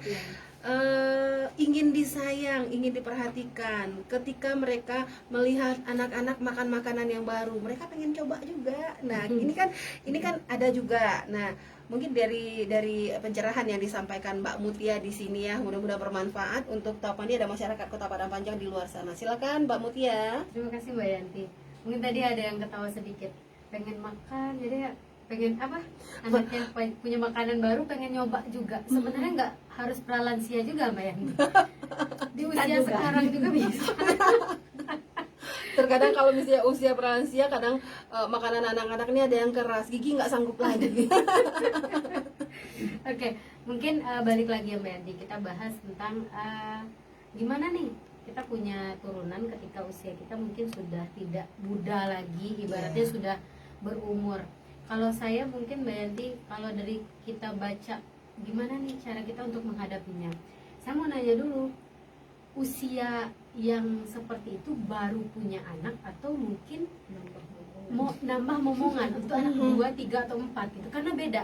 Kalau dia untuk anak yang kesekiannya, menurut saya mungkin dia sudah siap. Tapi mungkin kalau dari segi mungkin memang perdana, mungkin rezekinya dikasih Allah segitu, mungkin menurut saya malah lebih hati-hati lagi Mbak Yanti ketika mereka di usia segitu Iya. pada anaknya dibanding kita yang masih muda. Itu menurut saya, karena apa? Mereka susah mendapatkannya. Itu bagi orang tua yang memang mendapatkan anak baru di usia pralansia. Betul. Dan resikonya juga tinggi sebenarnya Mbak Yanti. Makanya kan kalau dianjurkan jangan terlalu tua, kan ada 4T. Iya. Kalau kita, wah ini ada lagunya BKKBN kan dengan 4T, Iya. terlalu dekat, terlalu muda, terlalu tua, itu nggak boleh. Makanya kalau terlalu tua pasti akan ada anjuran-anjuran juga. Dan kalau untuk dari sensitif sendiri, mungkin orang tuanya lebih protek menurut saya dibanding orang tua yang memang sudah punya anak kesekian kalinya di usia segitu. Betul. Karena kalau dia terbiasa, bahkan mereka berhati-hati karena dia susah untuk mendapatkannya. Betul. Jadi udah bener-bener kayak mutiara gitu. Betul. Kalau bisa jangankan itu, jatuh sedikit aja tuh udah paniknya luar biasa, bawa ke rumah sakit. Kita jatuh aja mungkin biasa aja gitu. Betul. Tapi kalau di usia yang seperti itu, mereka pasti akan lebih menjaga menurut saya. Dan bahkan mungkin mereka akan melakukan apapun, walaupun keluarga mereka mau mampu atau tidak mampu, tapi mereka pasti akan sangat menjaga. Itu kalau seandainya itu benar-benar anak pertama. Iya. Tapi kalau untuk anak yang kesekian, menurut saya itu sudah biasa, udah ibaratnya gimana punya anak lagi, ya seperti itulah gitu. Betul. Betul. Proteknya juga beda. Bahkan mungkin untuk anak sekian kakaknya kan ada untuk ngasuh. Ya santai, nggak terlalu yang kayak depresi sekali, kecuali biaya. Biaya baru gede. Betul. Tapi kalau untuk mengasuh ada kakaknya, ada orang tuanya, mungkin ada tante dan segala macamnya bisa membantu. Tapi kalau dari segi biaya yang mungkin orang tua agak sedikit ekstra berpikir, karena kita nggak muluk juga nih Mbak Yanti. Untuk zaman sekarang emang perlu harus kita pikirkan. Betul. Benar juga yang dikatakan Pak Bambang, seperti yang keluarga berencana yang disampaikan tadi. Berencana apapun itu, bahkan menurut saya berencana itu bukan hanya sekedar kita mau pasti kalau kita bahas tentang keluarga berencana yang terpikirkan hanya alat kontrasepsi. Betul. Iya. Padahal KOP. keluarga berencana itu bagaimana saya sekarang dan yang akan datang. Dulu waktu saya sekolah SMA ya, itu sedang marak-maraknya KB dan itu banyak penolakan di mana-mana. Karena banyak yang mungkin itu saya kurang paham juga seperti apa. Tapi alhamdulillah lambat laun edukasi itu masuk. Dan menurut saya BKKBN udah berhasil. Iya. Itu menurut saya. Iya. Karena apa? Buktinya saya sendiri. Saya juga berpikir untuk nambah momongan harus saya pikirkan lagi. Betul. Untuk saya nambah momongan siap nggak? Bukan hanya mental, finansial saya gimana? Iya, betul. Sanggup nggak gitu? Nah, jadi segala sesuatu itu emang harus berencana, termasuk usia pralansia. Masuk usia pralansia ada 3 faktor yang akan mendukung diri sendiri, casual, group work, keluarga, kelompok, dan yang terakhir itu adalah masyarakat COCD, community-nya, development organization-nya. Jadi kita nggak bisa muluk-muluk, apalagi pralansia, Mandy. Oke, kita udah dijelaskan kalau dia punya anak di usia sekian pasti dia akan lebih protek gitu. Iya. Nah, kita balik ke dirinya masing-masing. Ketika saya masuk pada usia pralansia itu menurut Kementerian Kesehatan itu 45 sampai 59 tahun. Saya nggak tahu apakah sudah berubah atau belum, tapi setahu saya sampai detik ini masih. Nah, itu baru 60 ke atas itu masuk ke usia lansia. Itu sudah baik di Kemenkes, Kemensos itu sama. Baik pun menurut saya mungkin di pendataan pun itu masuk lansia. Iya. Mikirnya gini ya Mbak Yanti, pralansia saya sering tuh kalau kumpul sama ibu-ibu kelompok penerima bantuan, saya bilang seperti ini, ibu-ibu yang usianya 45 siapa? Saya tunjuk tangan semua. Sekarang berobatnya kemana? Lansia. Dia ketawa semua itu. Lansia, dia bilang belum pra. Jadi sekarang tuh diajak-ajak buat ingat, wah saya udah mau menuju lansia. Supaya ingat apa? Diri sendiri dulu. Saya harus jaga kesehatan saya, harus jaga perasaan saya, harus jaga gimana supaya saya happy nih, anak saya udah mulai ke tahap yang lebih serius. Ibaratnya mungkin tadi udah dijelasin sama Mbak Riri, bahwasanya usia segini kita menikmati anak yang usianya remaja ke atas, yang tantangannya mungkin lebih gede. Iya. Nah, jadi itu mempersiapkan diri sendiri, itu yang saya bilang individu, casual dulu, kita mempersiapkan diri kita seperti apa. Nah, fisik kita juga sudah mulai menurun. Iya. Apa ya, sensitif kita sudah sering tersentil, walaupun tidak terlalu sensitif seperti yang sudah usia lansia, tapi pra itu jangan salah, ngambeknya lebih luar biasa. Karena mereka masih punya power, Iya. masih ada power. Kalau lansia mereka pasrah. Kalau pra lansia mereka masih menganggap mereka ada power. Iya. Itu yang membedakan pra lansia. merasa tidak dihargai dan menerima. Iya, kalau lansia dia walaupun bersih tegang dengan bersih kekeh dengan apa yang dia sampaikan, dia narik diri lagi. Iya, betul. Ya saya udah tua, mau gimana lagi? Betul. Tapi kalau pra lansia dia nggak mau. Ini saya udah mencoba di usia segini, pengalaman saya seperti ini, bla bla bla bla dan segala macam. Apalagi oke, kalau usianya 45 mungkin masih mending menurut saya, tapi kalau sudah 50 tahun ke atas itu udah banyak hal-hal yang sangat-sangat sensitif yang mereka rasakan. Ngambeknya lebih luar biasa. Itu bapak ibu sama. Iya. Gak ada perbedaan laki-laki dan perempuan. Agak jadi gini, saya pernah dulu tanya jawab sama orang tua saya. Tapi orang tua saya sudah masuk lansia kalau menurut saya. Sekarang sudah alhamdulillah umurnya sudah 65 tahun. Alhamdulillah. Jadi waktu ngobrol, padahal sebenarnya saya cuma bilang, Pak itu bukan kayak gitu Pak. Itu kalau menurut kakak maksudnya itu mungkin gini.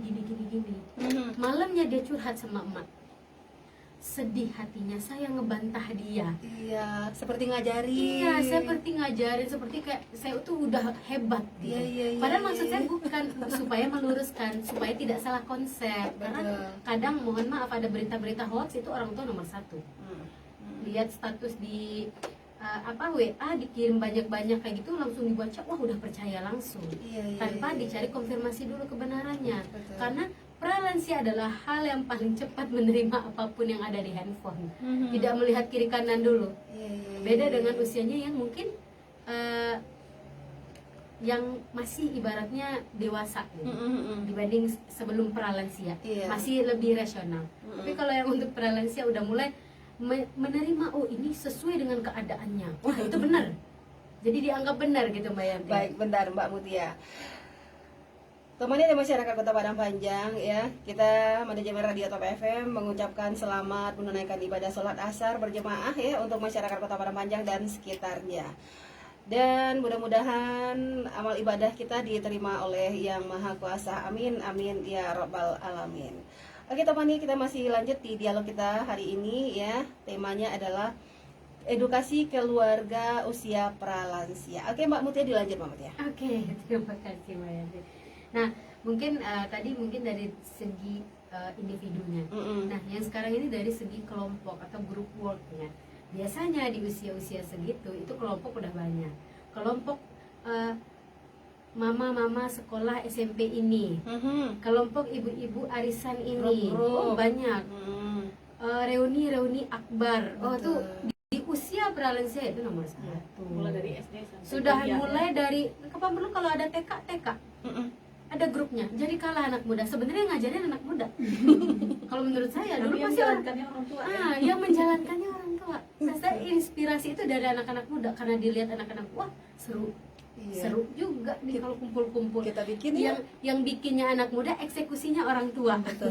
Jadi usia-usia seperti itu mereka akan lebih banyak sharing bagaimana anaknya, bagaimana mereka jarang yang bahas pasangan saya seperti ini. Iya. Mereka iya, pasti iya. akan lebih banyak membicarakan atau membanggakan itu adalah anak. Iya, betul. Karena itu proses gimana yang disampaikan oleh Mbak Riri tadi sudah terlihat yang anaknya sudah mulai mungkin kuliah, sudah kelihatan kuliahnya di mana, ITB, wah hebat anaknya, kuliahnya di mana, di wah luar biasa, sudah mulai ada kebanggaan tersendiri apa yang sudah dia tanam selama ini, seperti yang dibilang Pak Bambang, kelihatan hasilnya walaupun belum sampai dia bekerja, Iya. tapi di usia-usia menurut saya 45 tahun ke atas itu sudah kelihatan.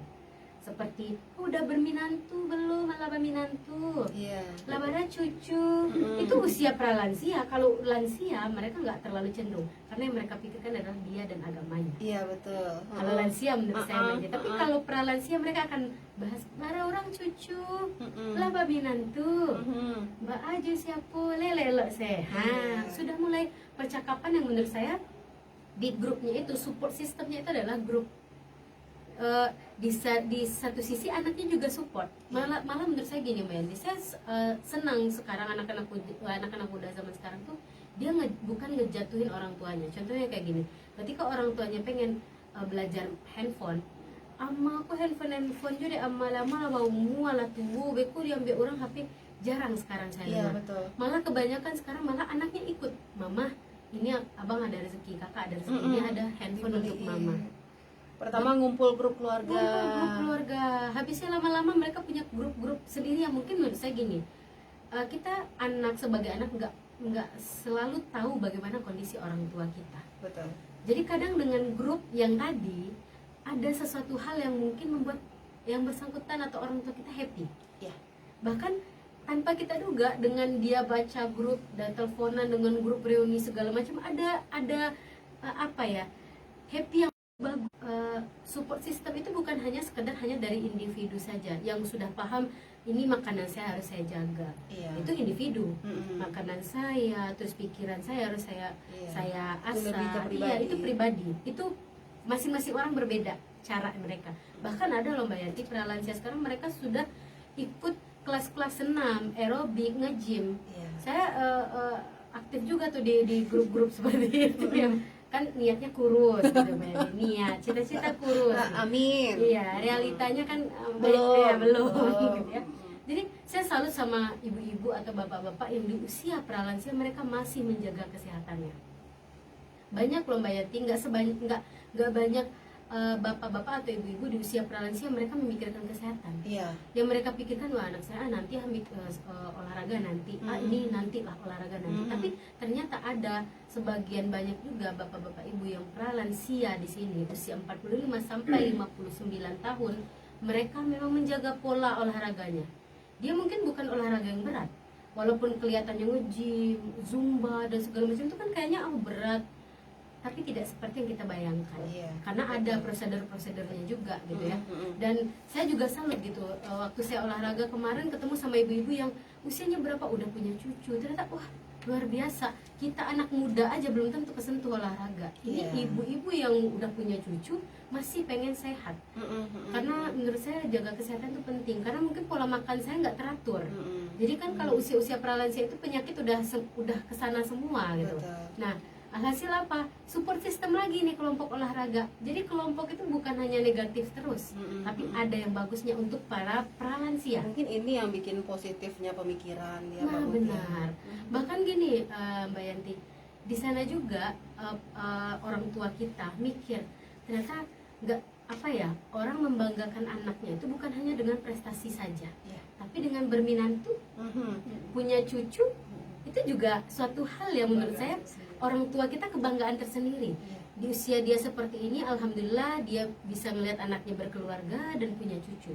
Mungkin di luar sana teman-temannya mungkin belum berkeluarga anak-anaknya, bahkan belum punya cucu, yang buat dia ada sedikit hatinya, wah bersyukur juga saya walaupun dengan usia yang seperti ini, walaupun ada sakit sedikit ya maklum lah kalau usia-usia seperti itu sudah rentan terhadap Betul. penyakit gitu ya. Tapi ada suatu kebanggaan. Jadi tidak semua orang tua berpikir hanya anaknya yang juara kelas. Jadi kalau beda, kalau usia-usia kita Mbak Yanti, usia 45 tahun ke bawah, itu mikir prestasi adalah pintar. Tapi kalau di usia pralansia yang mereka prestasi itu bukan itu. Bekerja itu udah jelas. Punya cucu, menantu itu juga harus mereka banggakan. Jadi nggak semuanya muluk-muluk harus anaknya hebat, tapi belum berkeluarga, mereka juga mikir pasti. Nah seperti itu. Dan yang terakhir Mbak Yanti itu adalah COCD, Community Organization dan Community Development. Itu tuh adalah bagaimana pralansia kita di masyarakat, di lingkungan luas. Iya, betul. Jadi ada 3 faktor sebenarnya pralansia, sama dengan lansia. Cuman kalau lansia mereka sudah lebih banyak saya dan Tuhan, saya dan Tuhan. Betul. Tapi kalau pralansia mereka masih ada power, seperti yang saya sampaikan tadi. Bagaimana dia di masyarakat? Mereka cenderung pasti akan masih aktif dimanapun. Betul. Baik itu kegiatan RT, baik itu kegiatan dimanapun yang mungkin mereka masih bisa untuk mengasah kesehatan mereka, mereka mengasah kemampuan mereka. Jadi masyarakat biasanya dengan kumpul RT itu sudah kelihatan, oh ternyata masih aktif bapaknya, walaupun dengan usia seperti itu masih ada harapan. Walaupun ibu-ibu juga kan dibilang monopause, Ya. monopause atau boleh dibilang kayak kan kalau usia 45 itu udah mulai dibilang tua dan segala macam. Tapi kalau menurut saya malah usia 45 tahun ke atas itu bahkan ibu-ibu itu udah mulai menjaga dirinya, makanannya, dan dia itu lebih bodinya lebih bagus daripada yang muda-muda karena makanan mereka udah mulai sehat. Iya. Sudah mulai menjaga. Jadi menurut saya saya orang tua saya sendiri usianya sudah 51 apa 52. Orang nggak percaya kalau saya jalan saya dibilang tua. Iya Pak, kalau jalan pada pula ibu lagi yang jaga kesehatan ya. karena apa, sudah banyak pantangan. Kalau makan ini terlalu lebih nanti akan seperti ini. Iya. Kalau dia makan yang ini pasti sakit. Betul. Nah alhasil dia mulai bertahap, mulai hidup sehat, mulai makanannya bagus dan segala macam. Ya makanya saya bilang BNT orang tua saya umurnya yang perempuan itu udah 52 tahun. Tapi jalan sama saya dibilang adik kakak. Dibilang adik kakak. Kadang saya mikir, saya yang tua apa orang tua saya yang muda? Percaya deh Mbak, kalau ada anak-anak sekarang gitu usia orang tuanya itu 50 tahun ke atas dan rata-rata mereka udah punya anak-anak yang remaja, jalan deh. Pasti banyak orang yang muji orang tuanya, bukan anaknya. Betul. Percaya deh Mbak Yanti. Saya sendiri sama anak saya dibilang, ini adiknya, ini kakaknya. Benar. Nggak Ini percaya. siapa? Iya betul. Ini siapa? Ya ini masa mamanya, kakaknya kali. Emang seperti itu karena aura kita berbeda. Ada yang plong sedikit Mbak Yanti. Mungkin kalau dulu dengan kerempungan kita yang luar biasa, anak masih kecil. Iya. Pendidikan juga biaya yang shock terapi kita, pendidikan yang sekian makanannya dan segala macam. Ketika anak sudah remaja, mereka juga ikut jadi teman curhat kita. Iya. Ada hal yang ibaratnya bikin kita plong dan membuat itu raut muka dan raut wajah orang tua kita itu lebih fresh. Karena ya seperti tadi balik lagi dia sudah menikmati masanya sekarang waktunya usia 45 tahun ke atas menikmati masanya. Betul. Oh gimana nih bagi ibu-ibu bapak-bapak yang masih usianya bekerja 45 tahun, apakah kelihatan lebih tua? Tidak. Kadang ibu-ibu atau bapak-bapak itu aja yang ngerasa, padahal aslinya kalau kita lihat masih muda. Saya kalau di kantor Mbak Yanti kalau ketemu, saya besok mau pensiun. Pensiun Pak? Iya. Nah bapak masih muda kok pensiun? Saya bilang kayak gitu. Umur saya udah 58 tahun. Salut, wajahnya betul. masih awet muda. Betul. Nah itu loh Mbak Yanti, jadi sebenarnya malah kita lebih enaknya ngelihat usia-usia 45 tahun ke atas. Saya percaya deh Mbak Yanti, 45. Menikmati hidup ini yang mungkin Nah. pola menikmati hidup Mbak Mutia. Benar banget. Jadi lebih kayak bersyukur apa yang udah dia dapatkan selama Iya. ini. Dan di usia sekarang alhamdulillah dia melihat perkembangan anak-anaknya, perkembangan keluarganya. Bukan perkembangan kaya dan miskin ya, Ya. tapi perkembangan yang sudah dia lalui berliku-liku jalannya. 45 tahun ke atas saatnya menikmati, bukan menikmati yang duduk aja manis, tidak, tapi dia melihat, wah seperti ini hasil saya mendidik anak, oh seperti ini saya walaupun saya dibilang orang keras, tapi anak saya, wah dibilang saya seperti ini, tapi suami saya, Iya. istri saya, nah di situ kelihatannya Mbak Yanti. Nah balik lagi ke COCD tadi, apa sih perannya di masyarakat? Banyak kalau pralansia. Sekarang juga kita alhamdulillah di Padang Panjang, ketika saya tanya ke Posyandu, Poswindu kita aktif. Pos untuk pelayanan lansia. Jadi ternyata di Posyandu ini sedikit informasi juga ternyata Mbak Yanti. Di Posyandu atau Posyandu lansia itu tidak hanya sekedar untuk lansia saja, tapi termasuk pralansia. Jadi bagi Bapak Ibu jangan sungkan juga untuk datang kalau ada kegiatan Posyandu lansia. Betul. Jadi di situ dilayani mulai dari pralansia, bukan hanya lansia saja. Jadi daripada kita capek-capek, mungkin kita mau cek Tensi. tensi, Ya, kalau atau mau gula. cek gula dan segala macam, kita bisa datang ke sana daripada kita repot-repot mungkin ke rumah sakit ngantrinya panjang. Betul. Mungkin kita bisa memanfaatkan akses terdekat. Dan saya bersyukur di sini aktif Mbak Yanti, karena menurut saya itu sangat berfungsi apalagi bagi lansia-lansia kita. Jadi itu mungkin informasi juga bagi Bapak Ibu pendengar Top FM, karena jangan sungkan untuk ke situ gitu. Karena di situ tenaganya juga kesehatan, memang mereka ya memang di bidangnya, Iya, bukan ada sembarangan. programnya. Iya, ada programnya. Di situ juga kita dikasih tambahan gizi kalau nggak salah saya. Betul, betul. Mereka juga dikasih tambahan gizi. Jadi jangan salah, Posyandu lansia itu bukan hanya untuk lansia, tapi juga untuk pralansia. Pralansia. Itu adalah community organization dan development yang saya sampaikan tadi. Jadi perannya besar. Jadi jangan anggap pralansia ini saya malu karena saya udah lansia. Seharusnya Bapak Ibu bangga dengan usia sekarang Bapak Ibu bisa menikmati, dan alhamdulillah kita yang masih muda belum tentu. Iya, betul. Balik lagi ke situ, kita Iya. yang masih muda belum tentu menikmati hal-hal yang seperti itu. Betul. Jadi bersyukurlah Bapak Ibu di usia 45 tahun ke atas gitu masih bisa menikmati, bisa melihat keluarga, bisa melihat anak. Kami yang masih di bawah 45 tahun belum tentu. Betul. Jadi bersyukurlah.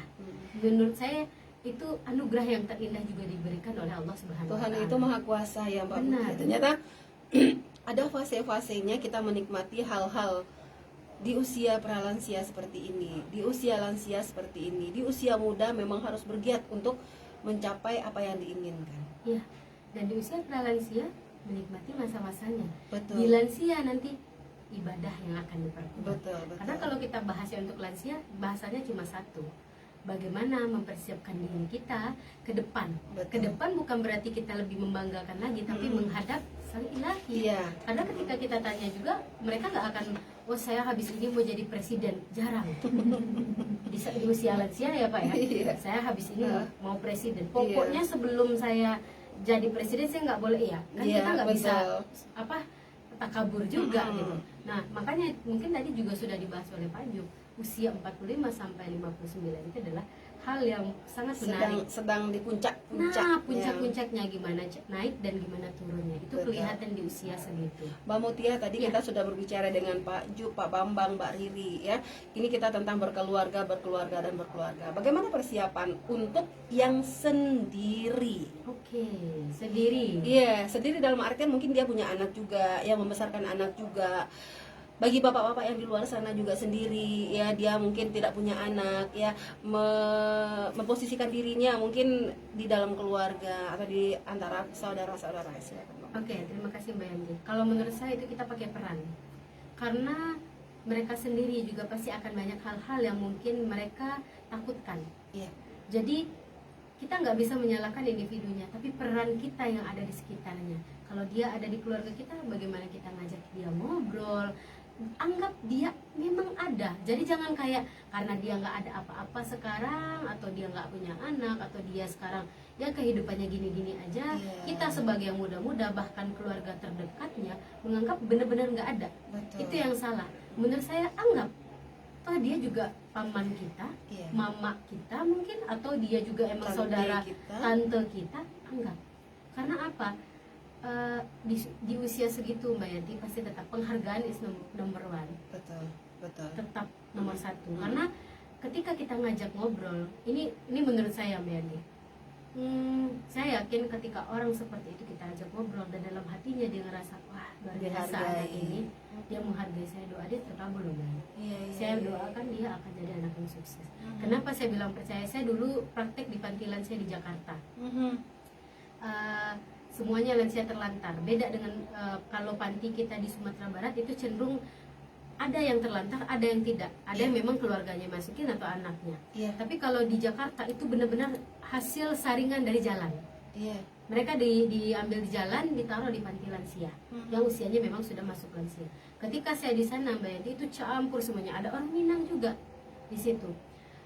Ada juga yang mampu juga, tapi dia memang terlantar, nggak ada yang ngurusin. Iya. Nah, saya percaya bukan hanya lansia, termasuk pralansia. Ketika saya sambil gunting kuku, sambil nanya, gunting kuku si lansia.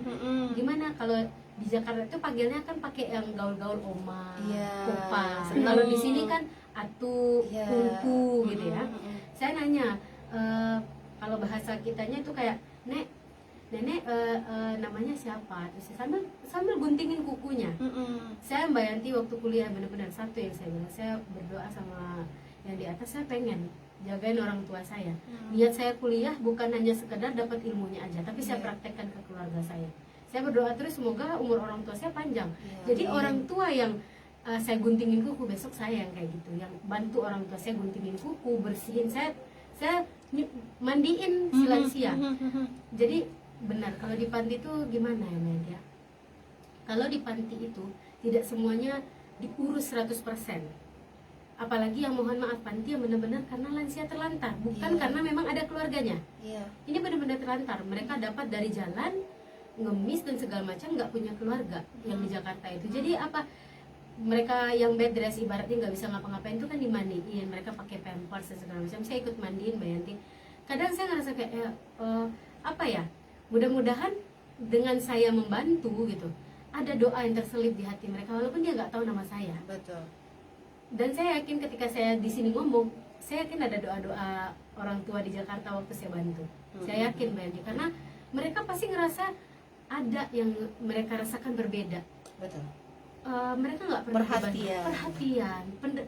Kita gunting kuku, terus nanti rapiin Sisir rambutnya, kita pijitin kakinya. Makanya saya bilang bersyukurlah, dengarkan dia bicara, mendengarkan, bukan kita yang malah menghardik-hardik gitu, tapi Mungkin lebih mendengarkan. Implementasi ini yang tidak dimengerti oleh anak-anak di luar sana. Iya. Saya kalau udah bahas orang tua agak sedikit bergetar-getar Ya, gitu. sedih gimana Karena gitu saya ya. kemarin itu sempat praktek waktu kuliah dulu, emang kayak saya prakteknya bukan sebentar, bukan 1 bulan, berarti 6 bulan. Jadi benar-benar udah paham ini seluk beluknya. Bahkan saya cari tahu kalau tugas saya di situ itu adalah reunifikasi. Reunifikasi itu adalah menyatukan kembali lansia dengan keluarganya. Jadi saya gali terus dia tinggal di mana. Apalagi mohon maaf pendengaran para lansia sampai lansia itu udah mulai kurang. Bahkan untuk ngomong juga mereka susah. Jadi apa peran kita di situ sebagai masyarakat? Yaitu jangan ngejudge, oh dia bau, dia kotor, saya nggak akan ngurusin dia. Salah. Iya. Kita sebagai masyarakat yuk kita bantu. Kalau kita benar-benar nggak mampu, ada panti tempat dia untuk bisa beristirahat, gitu. Bisa untuk menghadap dia, cuma berdoa sama yang di atas gimana dia nanti. Gitu. Betul. Nah, jadi stop kayak misalnya ada jadi jangan sia-siakan, baik itu orang tua maupun mertua, itu sama orang tua, nggak ada Iya, beda. betul. Jadi jangan kayak saya nggak mau sama mertua saya ngapain, anaknya sama kamu loh. Kamu sama anaknya yang kasih makan kan ibunya, bapaknya. Jadi jangan seperti itu, positive thinking saja. Jangan selalu kita menyalahkan mertua, orang tua saya, orang tua saya, orang tua saya. Mungkin pola pendidikannya dulu dengan sekarang itu berbeda. Jadi jangan kita samakan terus. Betul. Kalau kita samakan terus gak akan pernah satu persepsi kita, Mbak Yanti. Saya yakin juga orang tua sekarang ya Pak Bambang, mungkin pemikiran mereka sudah mulai bagus, sudah mulai arahnya ke era yang lebih baik. Jadi jangan bandingkan era sekarang dengan era yang lalu. Bahkan ada yang bilang, bahkan yang banding itu kan orang tua kita. Dengarkan saja. Ya. Karena mau kita jelasin juga, pasti orang tua kita akan kekeh dengan era yang lampau. Jadi nggak perlu, itu kan lama, itu kan dulu kan tuh sempat terjadi slogan. Itu kan dulu, sekarang kan udah beda. Gitu kan. Mungkin itu candaan, tapi kalau untuk orang tua yang sensitif itu sudah tidak langsung tersinggung. Betul. Mungkin itu beda. Ada 3 menurut saya ketika kita berada di posisi pralansia sampai lansia. Berarti memang penting banget ya tadi yang Mbak Mutia katakan bahwasanya support system. Iya, Support system support ini system yang ada. yang membuat kesehatan itu kembali baik lagi. Mbak Sari ya, Mbak Sari mungkin ada beberapa hal juga tadi sudah disampaikan oleh Pak Bambang, Pak Jub, Mbak Riri, Mbak Mutia ya. Mbak Sari di sini edukasi keluarga usia pralansia 40-59 tahun atau 45-59 tahun. Di sini apa perubahan-perubahan banyak sekali ya yang terjadi ya di usia ini. Mbak Sari mungkin ada beberapa hal yang ingin Mbak Sari sampaikan. Silakan Mbak Sari. Terima kasih Mbak Yanti. Ini di samping udah banyak juga ya Mbak ya. Udah banyak sih sebenarnya. Iya, Mungkin benar. Kalau nggak perlu saya tambahin lah mungkin ya. Akan pusing. Akan pusing gitu jadinya ya. Betul. Tapi ini mungkin ini aja Mbak Yanti.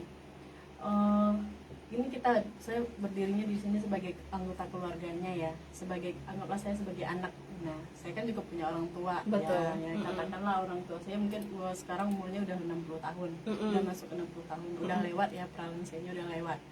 Nah, di sini kita sebagai anak terkadang balik lagi ke ininya Mbak Yanti, ke emosi dalam kita menghadapi orang tua atau lansia gitu ya.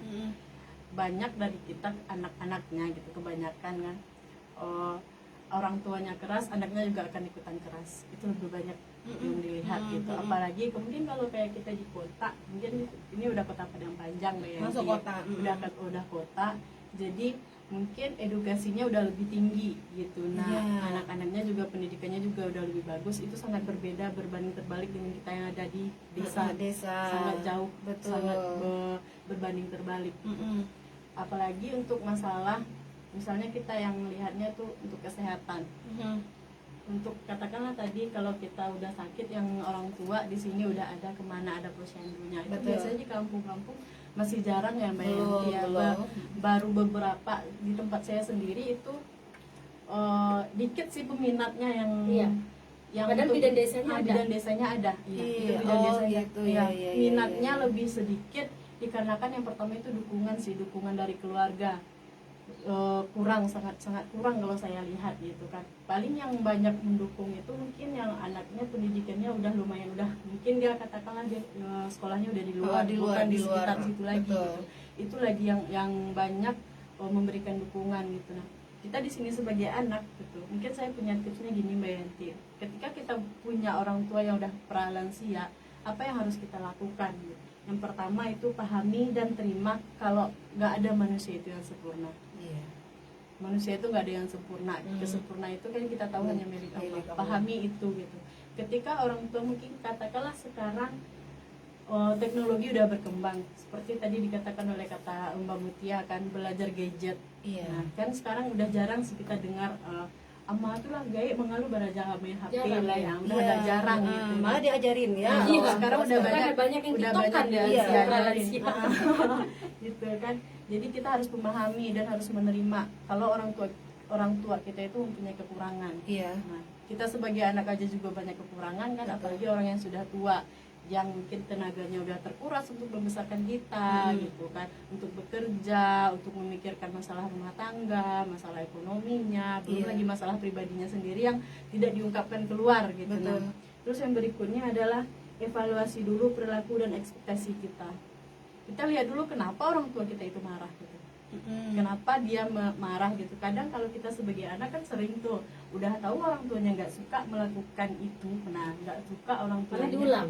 itu diulang atau kadang disengajain. Katakanlah kayak pulang sekolah, hal paling mudah, orang tuanya pesan kayak gini, nanti pulang sekolah sepatunya ditaruh di tempat sepatu, Iya. bajunya diganti terus digantung, ada gantungannya, ada hangernya gitu. Nah kita sebagai anak karena mungkin temennya ngajak, dulu pulang sekolah pengen main ya, nah gitu kan. Kalau kita SD kan kebanyakan gitu ya Mbak ya. Betul. Akhirnya kita lupa, nah kita sendiri kan yang mancing, padahal paginya orang tuh udah pesan, nah gitu. Jadi balik lagi ke kitanya gitu kan. Terus yang berikutnya adalah cermati apakah orang tua sedang dalam situasi sulit. Iya. Lihat dulu face-nya bagaimana gitu kan. Apalagi orang yang udah usia 40 tahun ke atas itu kan kadang daya ingatnya kan udah agak menurun nanti ya. Apalagi kayak kita di kampung itu kan nggak sama kayak di kota. Betul. Pendidikan, kita lihat dari pendidikannya gitu kan, itu sangat berbeda ya Mbak Yanti. Orang tua dulu kalau di kampung kan nggak banyak yang nggak sekolah, Iya. itu banyak nggak sekolah gitu. Pada umumnya. Pada umumnya Pada nggak sekolah. umumnya. Nah di situ kita lihat lagi gitu. Nah terus berikutnya adalah jangan berusaha untuk mengubah orang tua. Orang tua itu udah banyak makan asam garam kehidupan ya Mbak Yanti ya. Jangan mengubah apanya, kita cuma menyarankan aja. Kalau memang dia nggak mau, ya udah jangan dipaksain gitu. Betul. Karena kita kadang kita udah sekolah di luar nih kan, katakanlah kita udah Keren berpendidikan, katanya udah, ya, betul. udah sekolahnya di Padang lah atau di mana lah gitu, nanti nyampe rumah nggak suh gitu rumah, Iya. rancak gitu. Jadi dia pengennya orang tuanya seperti apa yang dia pengen gitu. Nah, jangan kita lakukan hal itu, malah karena itu bisa lebih memancing ya Mbak ya, memancing sikap orang tua kita. Nantinya orang tua akan marah, merasa tidak senang, orang tua merasa kita mendikte orang tua Iya, gitu. betul. Terus berikutnya perhatikan apa yang akan kita bicarakan dan pilih percakapan yang harus kita sampaikan ke orang tua. Iya. Itu yang sangat di sini istilahnya kita menghargai orang tua ya Betul, Mbak. betul. Iya. Udah tahu orang tuanya capek, dia minta ini, minta itu, minta ini. Banyak lah yang dia pengen. Banyak tuntutannya, Banyak sehingga lah terjadilah tuntutan. hal-hal yang tidak diinginkan. Kadang banyak juga ya Mbak Mutia semacam film-film yang kurang mendidik ya, sehingga iya. mereka minta ke orang tuanya, dan orang tuanya dia tidak melihat ya Mbak Sari, nggak bahwasanya melihat orang kondisi tuanya orang tuanya gimana. tidak mempunyai kemampuan. Nah, ini yang banyak sekarang ini, sehingga orang tuanya ketika sedang sholat marah dipukul. Terus yang berikutnya Mbak Yanti adalah memahami keterbatasan orang tua. Balik lagi ke yang kita bicarakan tadi ya. Perhatikan apa yang akan kita bicarakan.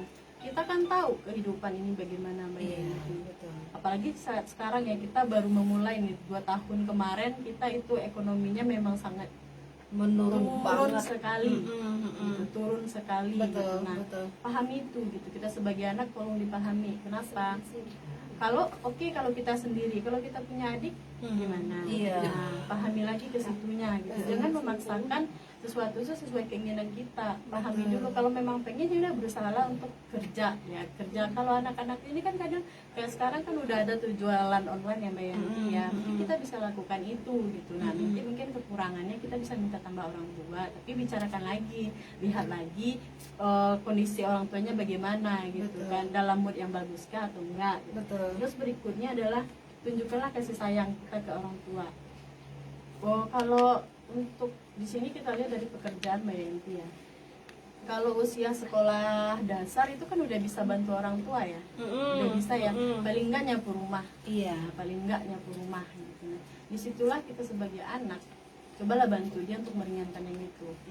Bukan kewajiban sih, bukan kewajiban ya, Menolong. tapi menolong, Iya. meringankan. Mungkin kayak kita kalau di kota mungkin kehidupannya, mungkin kalau saya lihat kita bicaranya di sini kayak yang saya lihat yang di daerah di kampung-kampung ya Mbak Yanti ya, bukan yang di kota ya. Kalau di kota mungkin udah ada sewa pembantunya, betul. atau nanti ada orang yang tukang bersihin ke rumahnya. Iya. Nah, kalau di kampung itu kan rata-rata Kerja kan sendiri, kerja orang sendiri. tua. Nah, orang tuanya udah sibuk sawah, nanti di rumah kerja lagi. Kerja Nah, lagi, ini untuk betul. adik-adik di luar ya Mbak Yanti ya, bantu orang tuanya gitu. Nah ya paling enggak dari kerjaan rumah aja, nyapu, cuci piring, nah itu kan udah salah satu menunjukkan kasih sayang gitu. Betul. Karena saya lihat gini dari orang tua saya, ketika pekerjaan dulu waktu saya masih sekolah ya Mbak Yanti ya, ketika saya mengerjakan pekerjaan di rumah, nah pas udah selesai semuanya, orang tua saya pulang dari ladang gitu ya, Iya. dari pulang kerja, pas melihat rumah bersih, ini udah terpancar loh dari wajahnya itu, dia senang, dia happy gitu. Mm-mm. Oh ternyata dibantu. Apalagi panen. Ah, Ah. iya. Makin cemerlang, makin Kebahagiaan. berbinar-binar ke wajah orang tuanya gitu ya. Terus berikutnya adalah atur waktu atau me time dengan orang tua kita.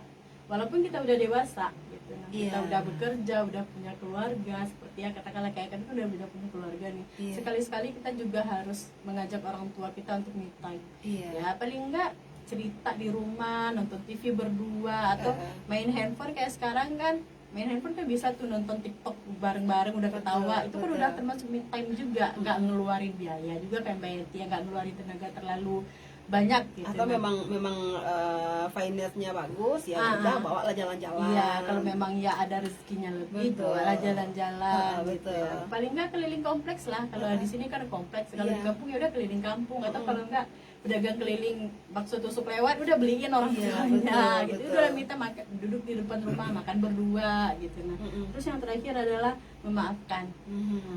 Ini sebenarnya kan yang agak susah Mbak Yanti ya, Iya. memaafkan. Ketika kita udah dimarahin orang tua, kita sering dongkol, pasti gitu. Mbak Yanti sendiri mungkin ada Sering, gitu ya, sering. dongkol, padahal kita nggak tahu loh kenapa kita dimarahin, padahal ada Iya. pelajaran yang harus kita ambil kenapa Betul. itu terjadi. Heeh. Di sini kita banyak-banyak minta maaf ke orang tua, terus memaafkan apa yang pernah orang tua kita lakukan ke kita. Mm-mm. Itu aja Mbak. Oke, terima kasih Mbak Sari.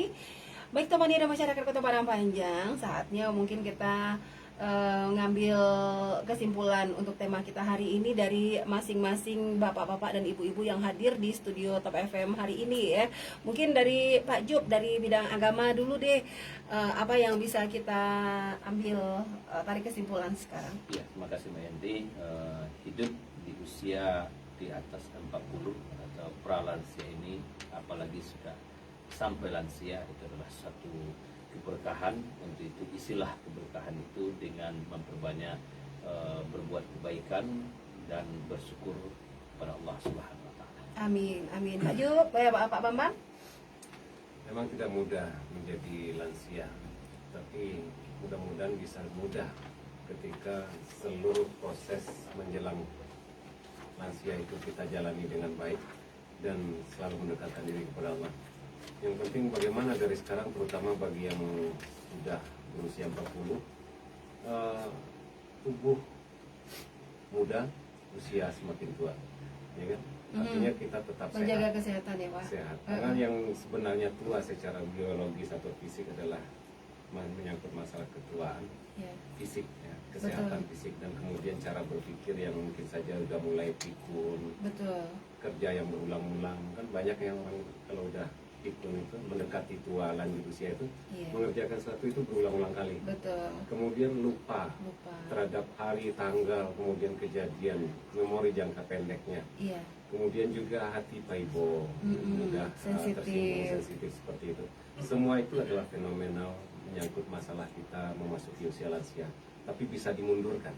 Iya. Bahkan orang di usia 100 tahun pun ada yang masih mulai bisa dikatakan muda dalam Iya. arti kata dibandingkan orang usia 70 sekarang yang sudah banyak mengalami tanda-tanda tanda-tanda ketuaan yang disebut lansia tadi. Betul. Ya kan? Nah, itu artinya kesimpulannya adalah tergantung dari kesehatan masing-masing. Iya. Makanya saya katakan biarkan usia berlanjut tua, tapi tubuh kita tetap Tubuh muda. tetap Bagaimana muda. caranya? Tentu saja kita Kembali kenali, kepada diri ya, sendiri. pengetahuan-pengetahuan yang bisa membuat kita teliti terhadap diri sendiri dan kemudian melakukan aktivitas-aktivitas yang bisa mengurangi resiko cepatnya ketuaan itu Iya. mampir di dalam hidup Betul, kita. betul. Demikian Bu. Baik, terima kasih Pak Bambang. Mbak Riri.